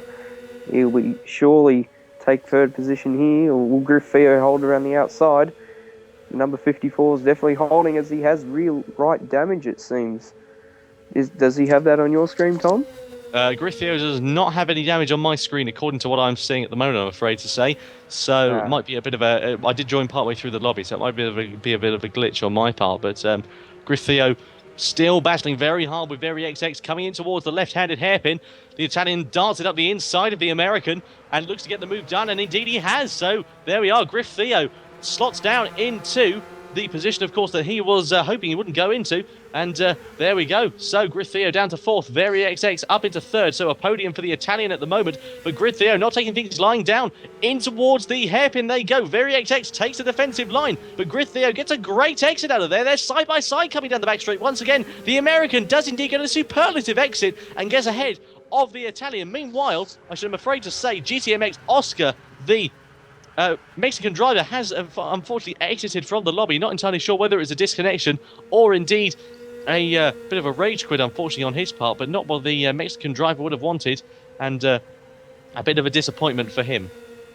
No, unfortunately, I think it was a disconnection. He was still going at normal speed once his cursor disappeared off the map, which is a bit of a shame, but he was still running in a lowly 10th position, so that's unfortunate for him. Meanwhile, Ning Dynasty hasn't lifted off his pace. He's the only driver into the 1 minute dead, 1 minute zeros, and he's well into that. His fastest lap is a 1 minute 0.7. The closest anyone has got to that is Makosi Academic, which is a 1 minute 1.3. So Ning Dynasty is absolutely flying. He's got a 18.5 second gap, which is incredible in such a short race.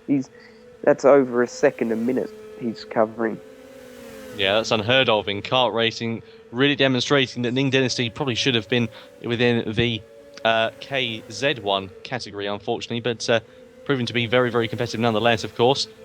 And we've got the KZ1 final along the way in just a few moments' time. That comprises, of course, of shifter karts and indeed the automatic ones that we're looking at racing at the moment. So that could be very interesting between these guys. We'll wait and see how things pan out for that. Like I say, later on, we'll give you a full rundown of who will be competing in the KZ1 final. Meanwhile, Griff Theo and Vari XX still battling hammer and tong for the final podium position at the moment. Vari XX, the Italian, still just ahead of just behind rather, Griff Theo, I apologise. Meanwhile, T Kennedy 85 hasn't got that much of a gap, Jono, at the moment, and he really could be a bit of a factor into this race. T Kennedy could stand to lose about 2 positions in the space of the next couple of laps, or will they run out of time? Yes, and he'll be hoping that Griffio and Variax continue. Griffio's fuel indicator has come on, but no need to worry about that. It's just, well, for Ning, honestly, just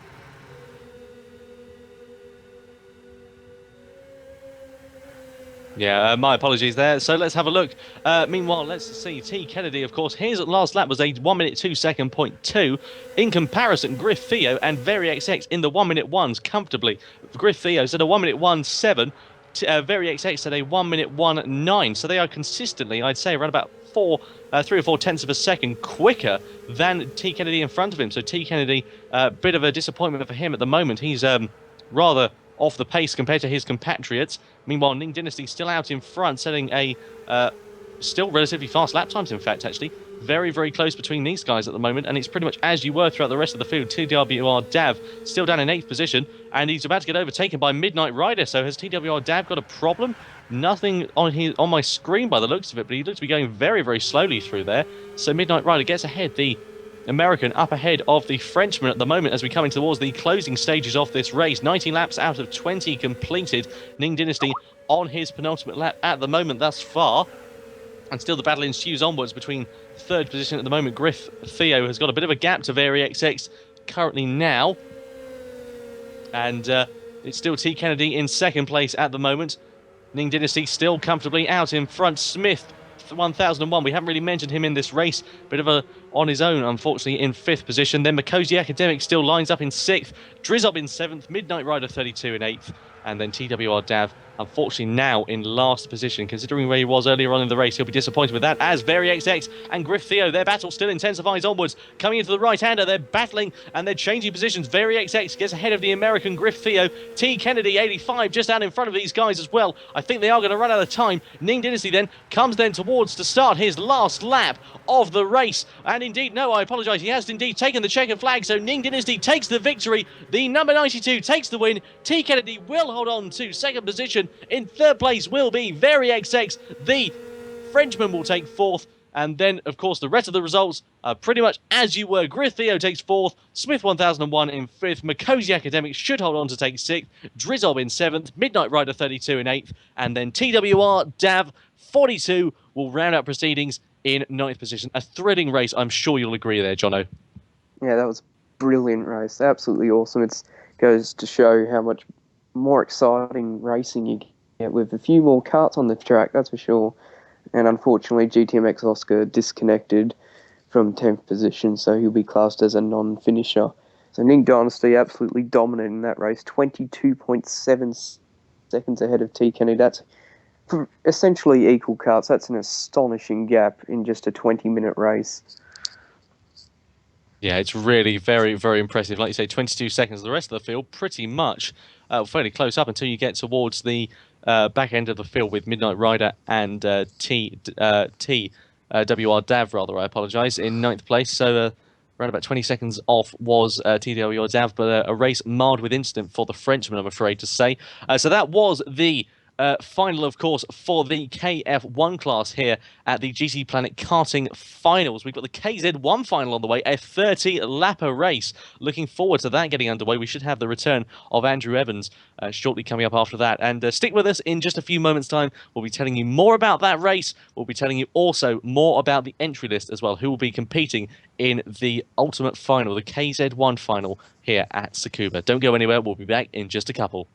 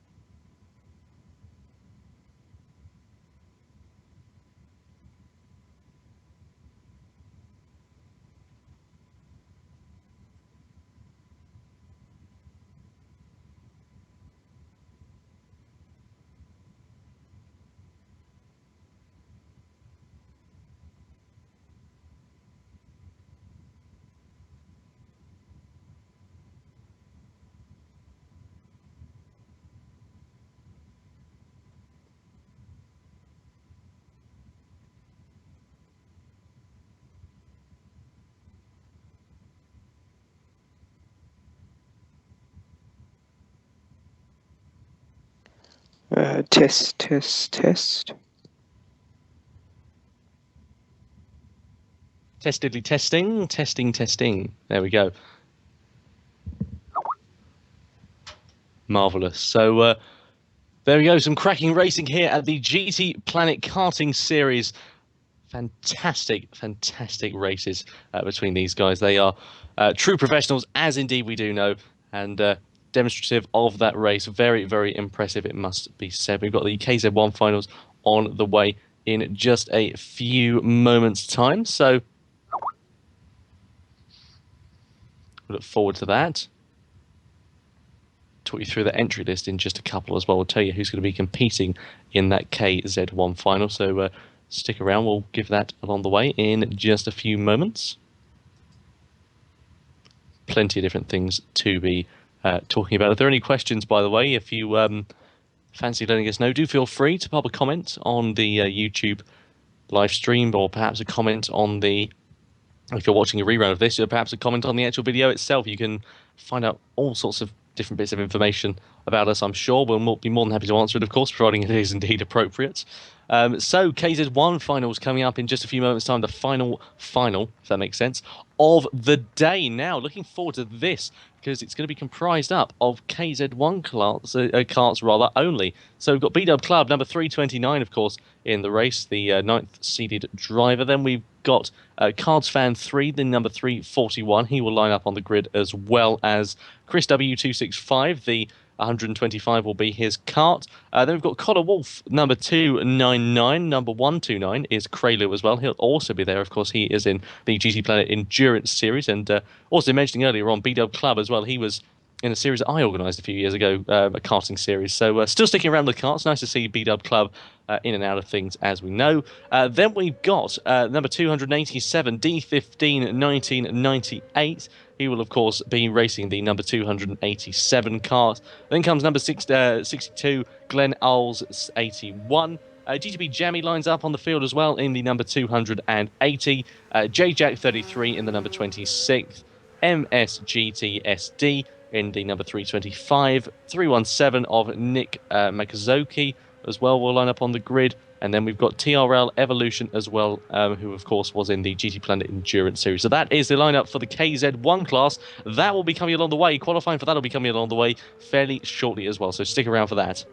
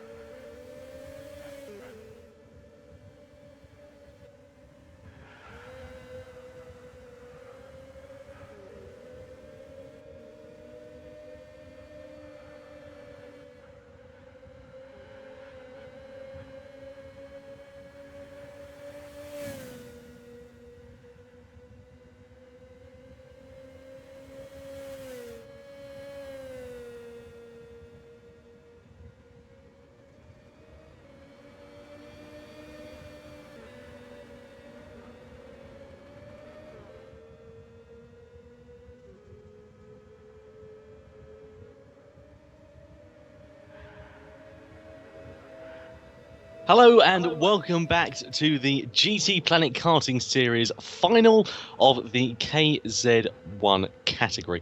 Now it's the final of the day. 3 minutes to go, as you can see on your screen, until qualifying, with all drivers just making their final adjustments to their karts before they head out onto circuit. Lots and lots of entrants taking to the field. We mentioned earlier on about the lineup for this event, of course, in the KZ1 category.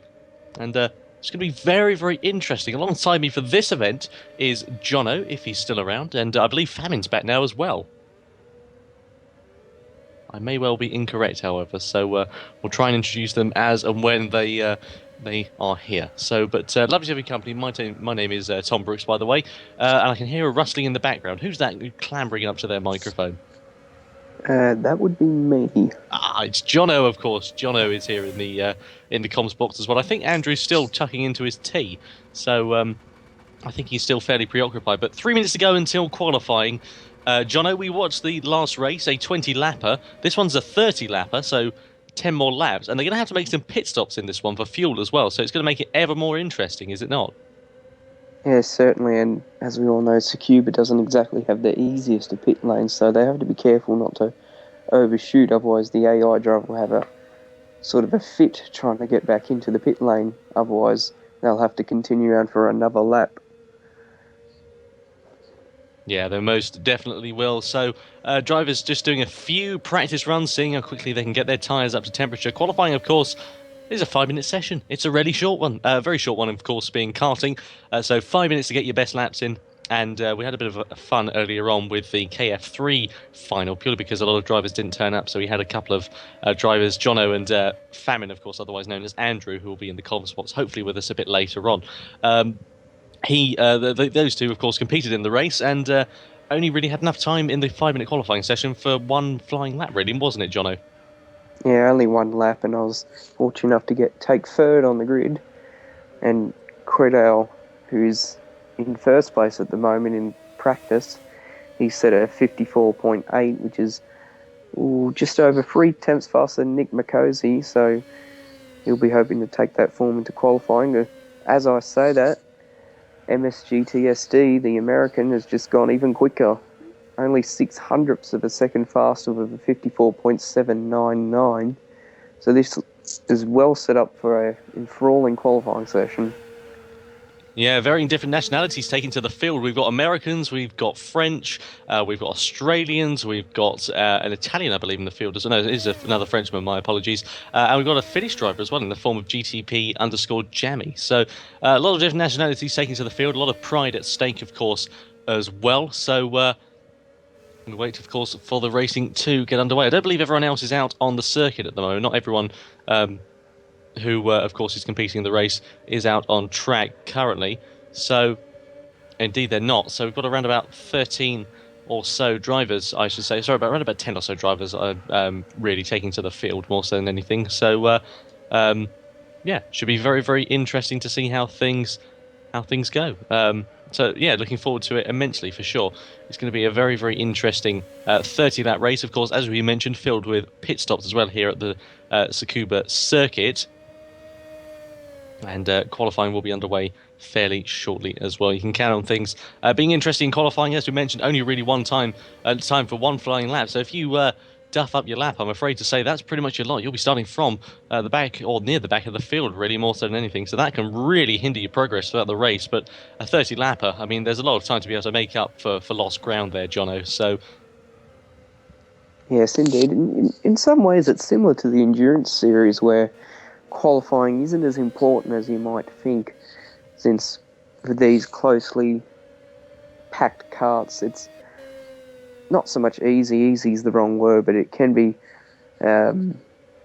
not so difficult to make your way through the field with a mistake costing you so much time, as AJ has just started the qualifying session. So about half a minute before we'll have a black screen and everyone will be resetted to the pit lane and qualifying will be underway. yeah, most definitely so. So those, of course, who are on a faster lap now will probably be thinking about abandoning it. Those, of course, Crayley just coming around the final corner. I wonder if he can better his lap time. I don't think he'll be able to because he caught a bit of grass coming around the final corner, so that would have hindered his progress. Indeed, he was on a slow lap anyway, so Frenchman crosses the line. But 5 seconds ago, there and thereabouts, until the start of qualifying, and we'll wait for that 5-minute session to get underway, and it's going to be very, very interesting. And Indeed. as soon as the lobby has reset, of course, we'll have 10 cars taking to the field, and drivers heading out of the pit lane as we speak. Sorry, 8 cars just heading out of the field at the moment, I'm afraid to say. So not as many as we saw in the last race, Jono, but I should imagine, given there's a lot at stake, they'll probably be still absolutely battling hammer and tong. Indeed, not to mention the sheer speed of these things. I mean, they share the same engine, the 125cc engine, but this thing has its own manual gearbox, which allows it to certainly accelerate a lot faster. They're entering the final corner at 180 kilometers an hour, which I'm not exactly sure what that is in miles per hour. I'm not too familiar with the imperial system of speed measurement, but it's still very fast nonetheless. I'm watching Kraylio at the moment. I'll give you an idea of how fast he is reaching in miles an hour coming down the back section now. So just towards to start his final flying lap. And it's imperative that you get a good run on the back straight, in fact, into the final corner, because the final corner is so quick, you can lose a good couple of miles an hour through there, and that can really halt the start of your lap. And Kraylio was touching just under 100 miles an hour on the back straight there, catching a bit of grass as well, in fact. Coming in towards turn 1 he goes now, does the Frenchman, but Nick McCosey was the first driver to start his flying lap. And let's have a look at his first sector time, shall we? I'll give you an update with the live timing. So the first sector time, everyone's setting around about 13.1 second sectors. In the second sector, how well are people doing there? About 16 seconds. Best second sector so far, I think, is Jack33, who has set a 15.8. Indeed it is. So he sets the best second sector of them all. Who will set the best final sector as well? It's Krillao is off. Krillao is off. He's damaged the front right of his card, and well, that's put a huge damper on his qualifying, but because these karts are significantly faster, he should be able to make some repairs and start at least 2 qualifying laps. So Nick McCosey crosses the line at 55.3. That's soon beaten by Jack 33. He does a 54.9. He's on provisional pole. Lap times coming in. Still holds down second, yes. Yeah, lap time's coming in thick and fast. GTP Jammy slots into third position with a 55.4. B-Dub Club sets a 55.5. And then it's 55.5 pretty much all the way down until 7th place. Glenn Owls 81. He's in 7th at the moment, of course, on a 55.8. So very, very close. 7 thousandths of a second, in fact, between 5th and 6th place between MSGTSD and Connor Wolf at the moment. So really very good racing between these guys, and very competitive, very close throughout the field. Sets us up for a cracking race. But I do wonder about Kraylio, of course. With that damage on his car, it won't really be worth him pitting and making those repairs, because as soon as he's pitted, the qualifying session will be over. It really is. You only have time for 1 flying lap, and Kraylio even more so now as well. 2 minutes remaining of the session at the moment. And yes, Kraylio went a bit wide out of that final hairpin there. That's going to halt his run onto the back straight once again. He lifted off the throttle momentarily as well there, so that's a bit strange. It wasn't a gear change or anything along the lines that he blipped off the throttle for, but I think he's a bit disappointed. But he'll have enough time for another couple of laps, however. Yes, Krillo had having a very messy qualifying session. I don't think he'll improve on his lap of 56.3. He's anchored down in 8th position. He's almost half a second slower than the next fastest, which is Glenouts 81 in the 62 car. His helmet really reminds me of David Coulthard's helmet from the rear with the Scottish cross. J-Jack's still in pole position with the 54.9. Is he going to improve? He set the fastest second sector. Crosses the J-Jack. Crosses the line, and no, he doesn't improve. Meanwhile, MSG slots up into second place then. So the American driver sets a 54.971. In comparison, J-Jack set a 54.938. So just a couple of hundredths of a second. Meanwhile, J-Jack getting very, very... off goes J-Jack, just coming through the... out of the hairpin in towards the right-hander. I think he just had a momentary lapse of concentration there, but that's blundered his lap, I'm afraid to say. And indeed, but we have a spinner. We have a spinner. That is Glenhouse. Krellhouse just moved up into 4th position. That's a fantastic lap with a damaged car, but Glenhouse really struggling. He's moved down to 8th, and he's now in the gravel in the hairpin, obviously getting out of the way of the faster carts.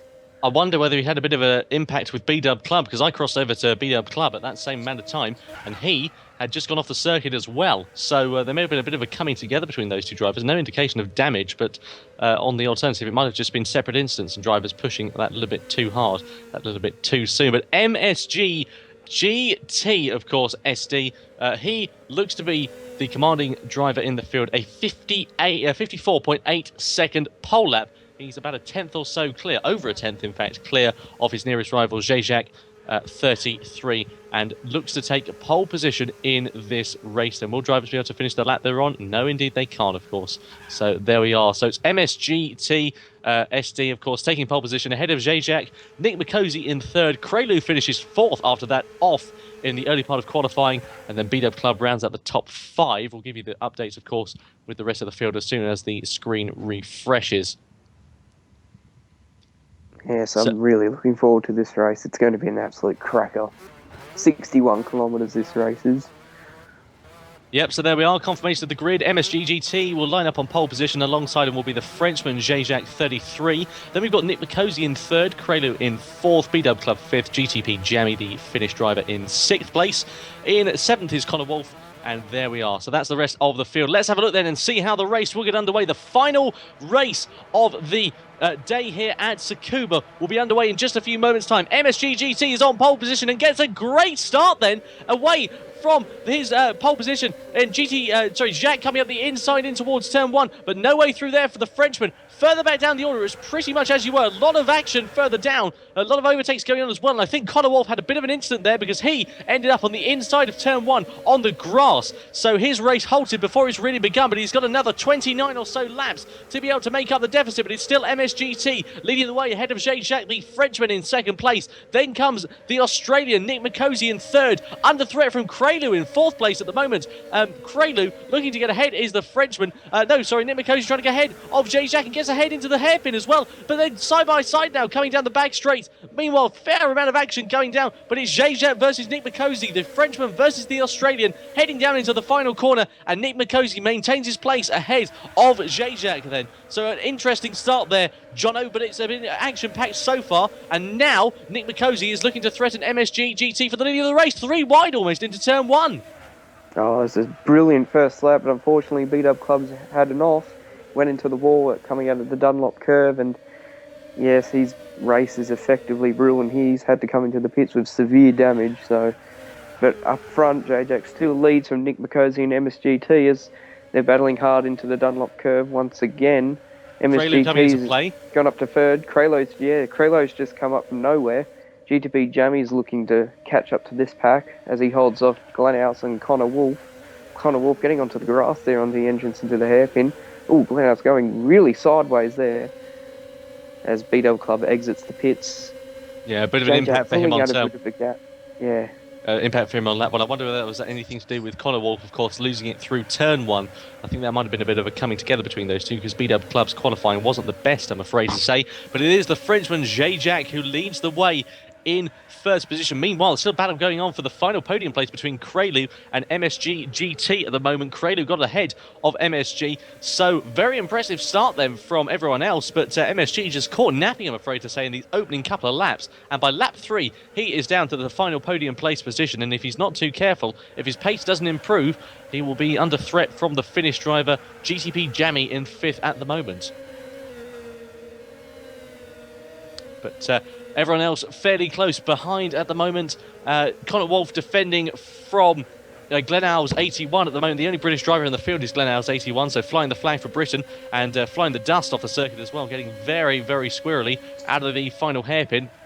And he's looking to threaten Connor Wolf, but no way through there, touching 103 miles an hour in the slipstream as well, so that's very, very impressive for the British driver. The American Connor Wolf, though, still maintaining the position ahead, but for how long? They're side by side coming in towards turn 1. Glenhouse outbrakes Connor Wolf then, up the inside. Will he be able to get ahead? Yes, there we go. So the two drivers, the two blue cars going head to head, but Conor Wolf not taking things lying down through the left and the right. King. Oh, great racing between these two. And there we go. Conor Wolf gets back ahead of Glenn Out, but he comes straight back at him, does Glenn Out, then in towards the right-hander. They're not going side by side through there. Surely not. No, Glenn Out does indeed have to concede rather his position into the hairpin. Glenn Out looks on the inside. Will he be able to get it done? He's going to get it stopped. Oh, very close between these two. And there we are. Conor Wolf going all over the show, looking very, very sideways, and does maintain his position ahead. But that's going to cause him a bit of drama, of course, because Glenn Out is now in the slipstream and has the straight line speed to be able to use it in towards the final corner. Will he be able to get ahead?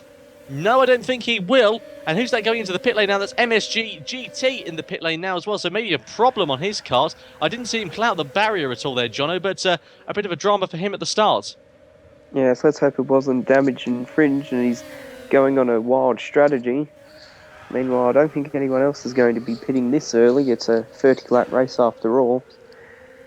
Although the fuel situation, maybe he's doing a two-stop strategy. Who knows? Tsukuba is a circuit that does reward the undercut. Yeah, meanwhile, I will does. mention that my PlayStation 3 has frozen once again, which is not what you want when you're trying to commentate on the action. Yeah, they seem to be having a bit of a habit of doing that. Sod's Law is in the final race of the day, unfortunately, but Zajak still leading the way, the Frenchman ahead of the Australian Nick McCosey at the moment. These two very, very close on circuit, and coming in towards turn one they go once again, and my PlayStation has now chosen its opportune moment to freeze as well, I'm afraid to say. Just as I cut over to the timing screens, mine has decided to bite the dust, unfortunately, I'm afraid to say. So I can't give you any updates on that. I can only commentate on what is on the stream in front of me. Unfortunately, that is around about 15 or so seconds behind, so I'll give you any updates as and when I can receive it. But it looks like Nick McCosey is looking to threaten Zajak into the hairpin there. No way through for him at the moment. Coming in towards the right-hander they go once again. And through the left-hander in towards the final hairpin they go. So pitting, of course, coming into play. You'd imagine that the given would be they pit at around about the half stage in this race, but some drivers may try a bit of a different strategy, may pit a bit later, may pit a bit earlier. Unfortunately, there we are. Confirmation I've disconnected, even though I haven't even touched my PlayStation, so problems there for me, I'm afraid to say. I'll be back in just a couple of moments once I've reset my PlayStation. Meanwhile, the battle's still intensifying at the front between Nick McCosey and Zajak.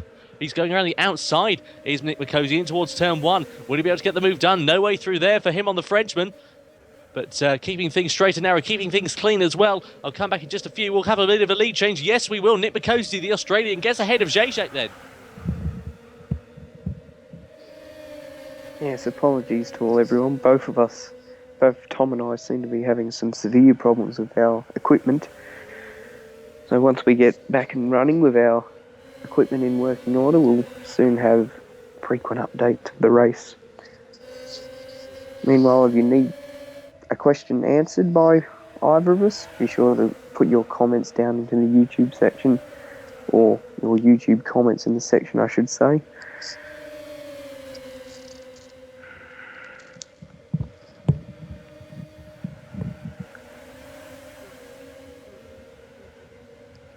Anyway, still some great racing going on for third position at the moment. Meanwhile, the lead still changing positions lap after lap, corner after corner. Zajak and Nick McCosey going side by side pretty much through every corner at the moment. Kralu now, of course, coming into play now as well for third position. He's not too far behind the Frenchman, of course, who had those dramas in qualifying, going off and into the barrier, set a blistering qualifying time with a damaged kart, qualified in fourth place, and is now up into third position. Meanwhile, still further down the order, we've got Glenn Outs and Conor Wolf still battling. Meanwhile, Zajak and Nick McCosey changing positions. Look at this. Great driving between these guys. Superb sort of racing between this lot. Some great racing. Two different nationalities between this lot, and proving that they certainly do know how to drive these cars very, very competently. Do feel free, as Jono mentioned just a couple of moments, if you have a question and you'd like to ask it, feel free to let us know, of course, as well.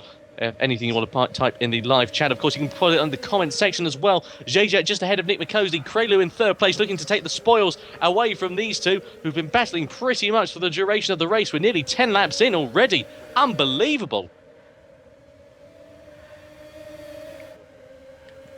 So Crayley then just holding on to third position at the moment. Through the right-hander they go, and crawling back. Oh, I have to say, Jack goes a bit wider there. So does Nick McCosey. Takes to the grass, off the circuit, off the road, and doesn't spin it round, keeps it together, but he loses a bundle of time compared to the rest of him. So the two Frenchmen now out in front, Jack 33 and Crayley then, with Nick McCosey having to settle for third position at this stage in the race, and has now got GTP Jammy, the Finnish driver, overtaking him now as well. Will Nick McCosey be going into the pit lane? I don't think he clipped the barrier there, but he does indeed dart in now. So an early pit stop then for the Australian driver. But it just goes to show there, Jono, how one mistake really can put pay to the rest of your race. Yes, just one blink of an eye can cost you a lot of time. One momentary lapse of concentration can put end to your race, really.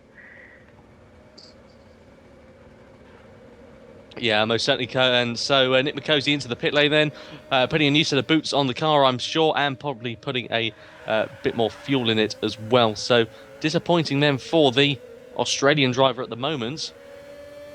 Meanwhile, Jack still leads, got a bit of a buffer now to Crayley. So the two Frenchmen, 1 and 2, who'd have predicted that, of course.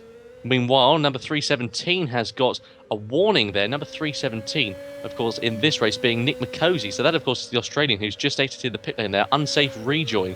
So bit of a problem there for him. His race goes from bad to worse, unfortunately, now sitting down in 7th place and effectively plumb last, aside from B-Dub Club, of course, who is in 8th, but is pretty much out of the running, I'm afraid to say, following his dramas throughout the race. But lap 11 out of 30 we're on. It's Jack ahead of Crayley, ahead of GTP Jammy, ahead of Glenn House, 81. So the British driver, who was languishing down in about 6th or 7th position just a few laps ago, has really made inroads and not got off the circuit when others have, and is now up into 4th position. So great result there for the Briton, with Conor Wolf just close behind as well. Yes, and I'm now finally back in the lobby, so I can commentate on what I can see on the screen, and back with Nick McCosey's recovering from that little incident from before, really starting to push hard now as he enters the Dunlop curve. Needs to make up as much ground as he can to recover the deficit he put on himself, basically. Yeah, I have to say, I was looking at Jack there. He looks a little bit uncomfortable with the balance of his cart through the final corner, at least. He has to take a couple of bites of the cherry before the cart would turn in on him, unfortunately. Or maybe he was carrying a little bit too much speed through there. The final corner is pretty much flat out to the best of my recollection, but I haven't played the PlayStation in such a long time, I couldn't really tell you authoritatively, I'm afraid to say. But it seemed to be when I last raced them, at least, and drivers coping with them very competently. And as I mentioned earlier on, when you're karting, smoothness is really the aim of the game. You've got to keep smooth. You've got to be very delicate on the throttle, very delicate on the brakes. If you're too hard on the brakes, you'll lock the rears and spin off. If you're too eager on the throttle, you can easily spin up the rears. Despite the lack of power in these karts, it's oh too easy to do so, I'm afraid to say. Meanwhile, Conor Wolf battling with Glenn Out's 81, so the American looking to get ahead of the Brit at the moment goes over to the outside line in towards the final hairpin. They go. Coming down the back straight, this is where you'd expect Conor Wolf to be able to close up into the final corner. They go, or will be going in just a couple of moments. Lap 12 out of 30, so pit window pretty much open as of now. Wolf up the inside then of Glenn House 81. House goes for the outside line and looks to get the undercut then, and does it masterfully as well, side by side, coming over the start-finish line in towards turn 1. And there we are, the Scotsman gets ahead of the American. Once again, a masterful bit of driving there. Great tactics from the Briton, and easily able to get ahead of Conor Wolf then in towards turn 1. Cracking bit of overtaking there, Jono. Yeah, I was watching it too. It was a masterful bit of driving from Glenn Outs. Beautifully executed there. As fastest lap is now gone to MSGTSD with a 54.888. Set the fastest second sector, but Jack and Krillo up front still fighting away at each other.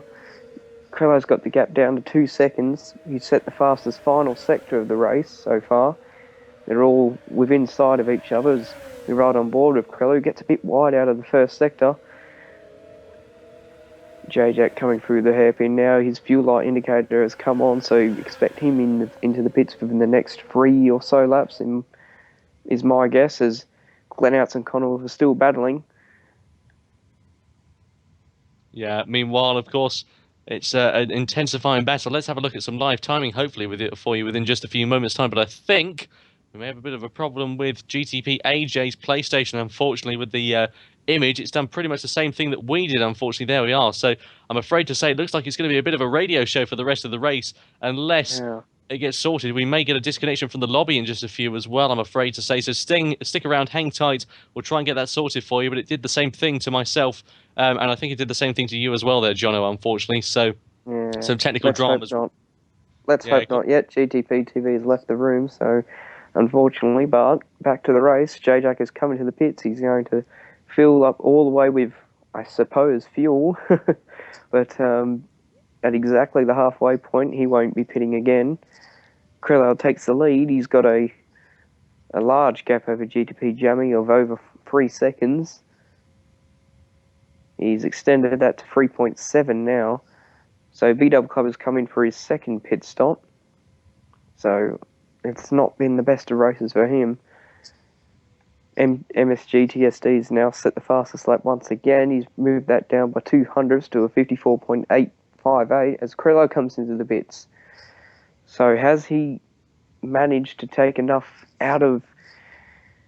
has he taken enough out of J-Jack on that lap to get ahead? And I don't think so. Unfortunately, a lot of cars have come in as well, and as we know with GT6, pitting with other drivers isn't exactly the wisest of idea, although can't really help that in this situation with such a short race. So I am expecting J-Jack will come out and extend his lead. So, yep, J-Jack indeed takes the lead with MSG team just behind him, although MSG DSD cannot make it to the end of the race with this fuel, so expect him into the pits again. Krellau rejoins in third, and J-Jack has definitely extended the gap here. It's now out to 4.5 seconds, so J-Jack taking half a second out of Krellau there. Nick McCosey's moved up to 4th position, and he won't need to pit again, it seems. He's got over half... No, he will need to pit again, unfortunately. J-Jack really stamping his authority on the race so far, because he just set the fastest second sector with 15.8. GTB Jammy doing well in 5th position, ahead of Connor Wolf, who'll be looking to gain on Krellau and join the battle for the podium. Glenhouse seems to be struggling here in 7th position, ahead of B-Dub Club, who's unfortunately had a miserable run this race. Starting the 17th lap, J-Jack leads, followed by MSG TSD, followed by Krellau, Nick McCosey, GTP Jammy, Connor Wolf, Glenhouse, and then B-Dub Club in last position. Yeah, there we go. So, all getting pretty interesting. Delighted to be able to hopefully welcome back GTB_Famine. That's not his real name, of course. It's Andrew Evans. Andrew, are you there? Well, he said he was back-ish, but I don't suppose he is, I'm afraid to say. So hopefully we would have been able to welcome back Andrew a bit later on. But as you mentioned, J-Jack still leading the way fairly comfortably as the Frenchman, under threat now from Nick McCosey as Krelu in 2nd place. So very, very interesting between these two, because Krelu looked to be closing the gap between J-Jack and Nick McCosey, who's pretty much had the pace throughout the rest of this race. Looks up the inside into the final corner. No way through there for the Australian at the moment. Lap 17 out of 30 we're on at the moment. And pretty much as you mentioned there, whilst we were trying to rejoin the lobby and get our connections back underway, Jono, we had a few problems with that, but everyone pretty much made their pit stop, did they not? Indeed. In this fight with Krellau and Nick McCosey, exactly what the Frenchman doesn't want. He needs to be focusing on gaining on J-Jack and possibly taking this win. But with Nick McCosey, he just overtook him into the hairpin with a brilliant move. They're side by side for the Dunlop curve. And Nick McCosey's going to take 3rd position here. That's exactly what Krellau did not need. And as a result, J-Jack's pulled out, well, he's now pulled out a gap to over 6 seconds. So J-Jack really putting one hand on the trophy of the winner's trophy of this race. MSGT will be into the pit soon, so he will not be in 2nd position in a few laps' time, as will Nick McCosey. So Krellau, unfortunately, not doing what he needed to do after this pit stop, and he's getting frustrated, stuck behind Nick McCosey. GTP Jammy's enjoying this little fight. He'll be licking his lips, seeing Krellau and Nick McCosey fight together, as he's really starting to gain on Krellau now. Connor Wolf in 6th position's starting to gain on Jammy as well, although he's a bit far back as Glaus comes into the pits. Yeah, there we are. Also, MSG GT has yet to pit, actually. I'm very surprised with that. Very impressed, actually. He's been able to continue for 19 out of 30 laps without pitting his cart. So some great fuel management going on from the American, but it's all pretty much for nothing, unfortunately. He qualified in pole position, did MSGT. Surely he'll dart into the pit lane. Indeed, he does. So I'm very impressed with that, but unfortunately his race has been pretty much run since lap 1, really, where he got involved in a bit of a scrap between the top 3 drivers and then pretty much ended up going backwards, unfortunately, throughout the rest of the race. But J-Jack still leads ahead of Nick Mikosi, Krelu in 3rd. GTP Jammy still holds on to 4th position at the moment. Meanwhile, MSG GT still in the pit lane, then Connor Wolf up to 5th. B-Dub Club then right at the back of the field, unfortunately. Meanwhile, Glenn House as well, he's made a pit stop, so I think he might necessarily be at the back of the field now as well, I'm afraid to say. So the Britain goes from being in 4th place down to the back of it, unfortunately. So a shame there for him nonetheless. Indeed, he's now one of only 2 drivers who have been lapped, the other being B-Dub Club in the number 29 in the number 29 car, beg your pardon. In terms of fastest lap, it's still MSG2's improved it further to a 54.828, but unfortunately that's not much use back in 6th place. Nick Mikosi set his personal best in the 2nd sector of 15.8. J-Jack's gap to Krelau is now down to 5.4 seconds, so Krelau's getting on with it. But to recover that amount of time in just 9 laps seems to be very difficult. I don't think I could do it, that's for sure. J-Jack is certain to take the victory in this race. Good news is that we have the stream back up and running now, I'm pleased to report. So many thanks to AJ for getting things back underway. Unfortunately, as we mentioned, we had a few technical gremlins just a few moments ago, and that really did halter our progress somewhat, so it became a bit of a radio show, unfortunately. But things still very interesting nonetheless. J-Jack still out in front. Blue flag for the number 62 there. Number 62, of course, being Glenouts 81, the driver in last place at the moment. The British driver has to eventually concede his position to those, of course, ahead of him, or who are now ahead of him, were behind him, of course. Meanwhile, still a Frenchman leading, still an Australian in 2nd, still a Frenchman in 3rd place at the moment. Krelu not able to close up on Nick Mikosi at the moment. Nick Mikosi, of course, trying to bridge the gap to J-Jack, who's out in front, but J-Jack, I'd say, is a good corner and a half ahead of him. He's good 5, maybe not 5 seconds, maybe 3 or 4 seconds ahead of him at the moment, so I should imagine that J-Jack, barring any mistakes, has pretty much got this one wrapped up. Lap 22 out of 30 we're on here at Tsukuba. Yes, very interesting. I'm certain Nick Mikosi will be coming to the pit shortly. I don't think he can make 7 laps on this amount of fuel. He's almost into the red zone on his fuel gauge, so I suspect he'll be into the pit shortly in a number 17 kart. Indeed. Apologies for the lack of graphics on your screen as well at the moment, I'm afraid to say. But of course, due to the disconnections from the lobby, we're unable to give you graphics of the race, I'm afraid. So, because it's all wrong, unfortunately, because when you rejoin a lobby halfway through a race, it essentially goes on track position as opposed to the race position for some reason. It's a bit of a glitch in the system, unfortunately. But we do have the correct order here, so we'll keep you as up to date with that as we can throughout the race. Interestingly, J-Jack's best lap has been a 54.9. In comparison, Nick Mikosi, his best lap has been a 1/10 of a second quicker, a 54.8. So Nick Mikosi, certainly no slouch, of course. It was set, I believe, relatively early on in the race. And let's have a quick look then and tell you when his best lap was set. Indeed, it was set a few laps ago. So, meanwhile, J-Jack has responded to that. I mean, Nick Mikosi also in the pit lane now as well. That's a strange tactic. Then why is he in the pit lane? Because he's already... Oh, no, he hasn't pitted. My apologies. That's why he was running so far up. So the Australian in the pit lane once again, because, of course, he pitted earlier on. So there we are, a second pit stop for the Australian, and his best result probably will be, unfortunately, in the lower points-paying positions. But that now means it is effectively a French 1-2 in this race, Jono. Indeed, with GTP Jammy, the Finnish driver in 3rd position.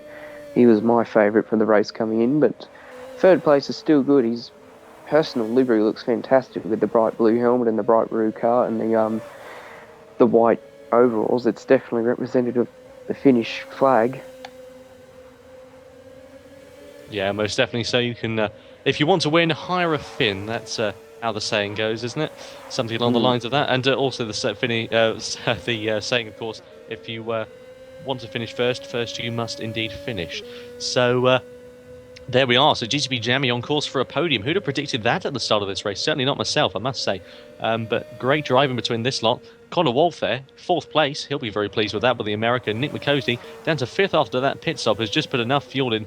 It's a bit of a splash and dash effort. So that earlier pit stop did indeed somewhat help him because he was able to go a bit longer and able to stay ahead of these guys. If he'd pitted, of course, at an earlier stage or a later stage rather in the race, he'd probably still be amongst the back markers, unfortunately, if he'd, of course, still pitted earlier on. But it's an interesting tactic from the Australian there, and I think 5th position, he won't be particularly pleased with that, but I think he's got the pace to be able to overhaul Connor Wolf just ahead of him if he can bridge the gap, because he's got MSGT just behind him as well, the gold-coloured cart. So he's got a bit of a gap to make up as Nick McCosey, but he's got the pace as well alongside that. Meanwhile, Beat Up Club still poodling around, I'm afraid to say, in 7th position out of 8. So we've had a couple of drivers dropping out of this race. Unfortunately, 10 took to the start. Only 8 as a maximum will finish, but 4 laps remaining here, and it's been very, very interesting so far, and there'll still be plenty of battles to continue until the end of the race. But Jacques, very impressed with him, taking a lot of corner speed, though, through those corners, and I think he'll just have about enough fuel to be able to get to the end of the race. Indeed, I just hope Nick McCosey put enough fuel to get in, because he's got 4 laps to go, and he's just about to hit the red zone again, so let's hope he put in enough fuel.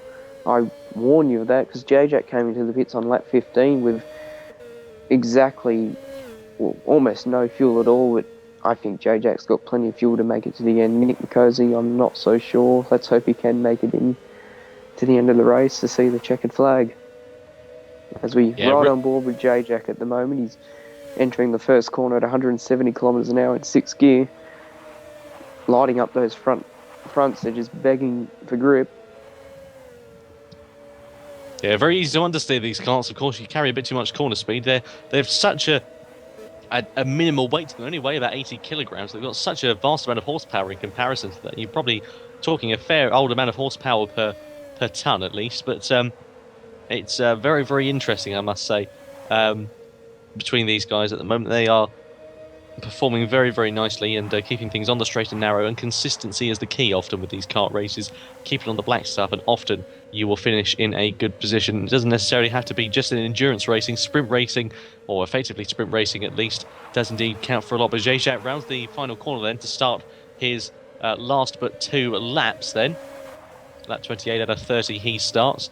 So French 1-2, Finnish driver in 3rd position, American in 4th, Australian in 5th, an American in 6th, American in 7th, and a British driver in 8th, and unfortunately in last position in the form of Glenn Outs, I'm afraid to say, who has indeed had a bit of a drama, of course, in this race, had a bit of a shocker of a race, unfortunately, and looks to now finish, I'm afraid to say, in last position, but still get some good points on the board nonetheless. But you're watching the KZ final of the GTPlanet karting series here, round 1 at Tsukuba. We're coming in towards the final stages of the race, and Jacques, 33, leads the way. The Frenchman in the yellow-coloured cart is out in front. A great race, undeniably dominated proceedings, of course, since the start of the race. Your pole sitter, MSGT, he started the race, of course, in 1st and ended up has now just jumped up to 6th position, I'm afraid to say. So he's battling with Nick McCosey at the moment. Ooh, He's had a bit of a spin. MSGT's had a spin. Yes, MSGT's had a spin out of the Dunlop curve. Meanwhile, Nick McCosey's run out of petrol. Oh, that's unfortunate. No. So that means he's going to have to coast towards the end of this race. These cars, of course, they rev a lot. Even the shifter carts, you can try and short shift with them, but it's not that effective in these machines, I'm afraid to say. So, Nick McCosey, he's either got one of 2 options. He can either dart into the pit lane and put some more fuel in his car, or he can crawl around to the end at 25 miles an hour, because that's effectively all the only options that he has. Meanwhile, Jacques is now on his penultimate lap, coming towards the line. He will be in just a few moments' time to start his last one. And there we are, yellow flag in sector 3, of course. That is to Nick McCosey. I think B-Dub Club's had a bit of a problem as well. He is now in the pit lane for the 2nd time, I'm afraid to say, for the Americans. So, drama then on the final, or in the final stages of the race. That's going to benefit Glenn Outs. He's going to get up into about 6th place after saying he was going to finish in last. He could now he will indeed easily get himself up into 6th position. So really consolation for the Scotsman at the moment as Nick Mikosi crawls back into the pit lane then. No fuel in his car. Bido Club exits the pit lane now. And indeed, Glenouts up into 6th position at the moment. Star of the day, though, has to be Jacques, of course, holding on Oh, and to the JJ's lead. run out of petrol. Oh, you're JJ's run joking! out of petrol. Unbelievable on the last lap. It's Spain 2001 again. Krelu takes the lead on the final lap of the final race here at Tsukuba. Krelu then overtakes him. Unbelievable drama here at Tsukuba. Nick Mikosi still in the pit lane refueling his car. Will Krelu be able to get to the end? He's got minimal fuel on his car. Another yellow flag in Sector 3. But Krelu then, who'd have thought it coming on towards the final lap, will indeed cross the line. The Frenchman takes the victory. Oh my goodness gracious me. JJ then will just about hold on to about 4th position. GTP Jemmy takes 2nd. Connor Wolf takes 3rd. The American driver takes 3rd position in the race. JJ will crawl to the end at 25 miles an hour in 4th, maybe even 5th position. Glenouts could be on for 4th place at the moment in the final stages of this race. What a finish here at Tsukuba there, John. Who'd have thought that would have been happening? Yeah, unbelievable. We'll have to keep an eye on Glenouts. I'm riding on board with him at the moment as the scoreboard gets in the way. But can he overhaul? Oh, no. Another car gets in the way. But can Glenouts get to the line ahead of JJ? He was just in last position only a few laps ago. Now he looks like he's going to take 4th place. Unbelievable. I told you before, anything can happen in this race. And as Murray Walker said, it usually does. Krelel takes the win ahead of Jamie after J-Jack's run out of fuel. Is he going to overtake him before the line? Glenouts coming into the final corner. Is he going to take 4th position away? Is he? He does. Yes, he takes 4th position. So the British driver who was languishing down in 8th position at the end the final stage of this race finishes in 4th place. A round of applause to you, sir. What a great bit of driving from the Briton. My goodness gracious me, what an end to this race we had there, Jono. That was spectacular. That was unbelievable. What an end to this I'm race. lost for words. Yeah, Frenchman there. Krelu, of course, takes the win. Blimey. So there we are. Bido Club also got past Jacques as well there. Thanks to GTP Famine, otherwise known as Andrew, for fitting us in there. Andrew, if you want to jump in on this as well, I'd love to hear from you. You watched the final stages of that race if you're around. What did you think of it? Well, that was close. Oh, you got a feel for J-Jack, haven't you? Running out of fuel on the last lap, but with so much distance on that last lap to go. That was just unbelievable as well. It couldn't have happened at a worse time. The final corner, he probably could have coasted it to the line at 25 miles an hour, but it never rains, but it pours, does it? Anything can happen in motorsport, and it usually does. To the 21 of you watching, I hope you enjoyed that. We'll have full highlights of the racing getting underway, hopefully, on the GTPlanet YouTube channel, so you can relive that moment and we can share it with some people as well and they can enjoy that. But what an end to that race it was there. Spectacular. Very impressed also with Glenouts as well. He was in last position there. I don't know if you call that AJ. And really, AJ rather, sorry. Andrew, sorry, my apologies. Confusingly, I'm also an AJ, so just adds to problems. I'm good at getting things wrong. That's the idea of being a commentator, isn't it? Or something along the lines of that. But yeah, no, Glenouts though really did take advantage where others unfortunately went wrong and finished in 4th position after languishing in 8th place. I think on lap 27, lap 28 is where he was. So well, that's a good GT Academy finalist for you. Someone who'll capitalise. Someone who was there to jump on the chance, and he was there to jump on the chance. He's got himself from last to 4th in 1 lap. Yeah, most definitely. So a very, very interesting climax here at the GTPlanet Karting Series Round 1 final of the KZ1 category. If you wanted anything interesting, well, I have to say, have a look at that race because that was very, very interesting indeed and thoroughly, thoroughly enjoyable for us to be able to commentate on. And of course, the karting series have got a lot going on for that over the next coming few weeks and indeed months as well. So we'll give you some more information regarding the next few meetings as well as and when we know more. So stick around for that, of course. There's plenty to talk about. Let's have a look then at the calendar and find out when the next event will be taking place, shall we? The GTPlanet Karting Series, which will indeed be on YouTube as well. So there we are. The round 2, of course, will be another Japanese round. That'll be at the Twin Ring Motegi. The heats will take place on the 5th of July, with the finals on the 11th. That's the west course of the Twin Ring Motegi. And categories eligible, of course, are the same that we had here at this race. We've got KF3, KF2, KF1, and KZ1 as well. So very, very much looking forward to the end of the looking forward to round 2, rather. The end of the racing, of course, here was spectacular, but look forward to the next one, of course, as well. So, and shortly after that, we're back at Tsukuba for the 4 hours of Tsukuba in the main endurance series as well. Your favourite things will be things will be a little bit faster in the GT300 and the TCN1 class cars, but that means fortunately I won't be having to drive it again. So that's good news from me. Did you ask specifically to be able to sit out that event? No, I'm only driving in GT Cup this season, so the only one I've actually asked to sit out is the Nürburgring races, because I can't stand that circuit. I see. John, it sounded like you wanted to say something there. I'm very much looking forward to that 4 hours of Tsukuba race. Unfortunately for you, Famine, I'll be racing in the GT300 class for Race on Oz Racing, making our debut.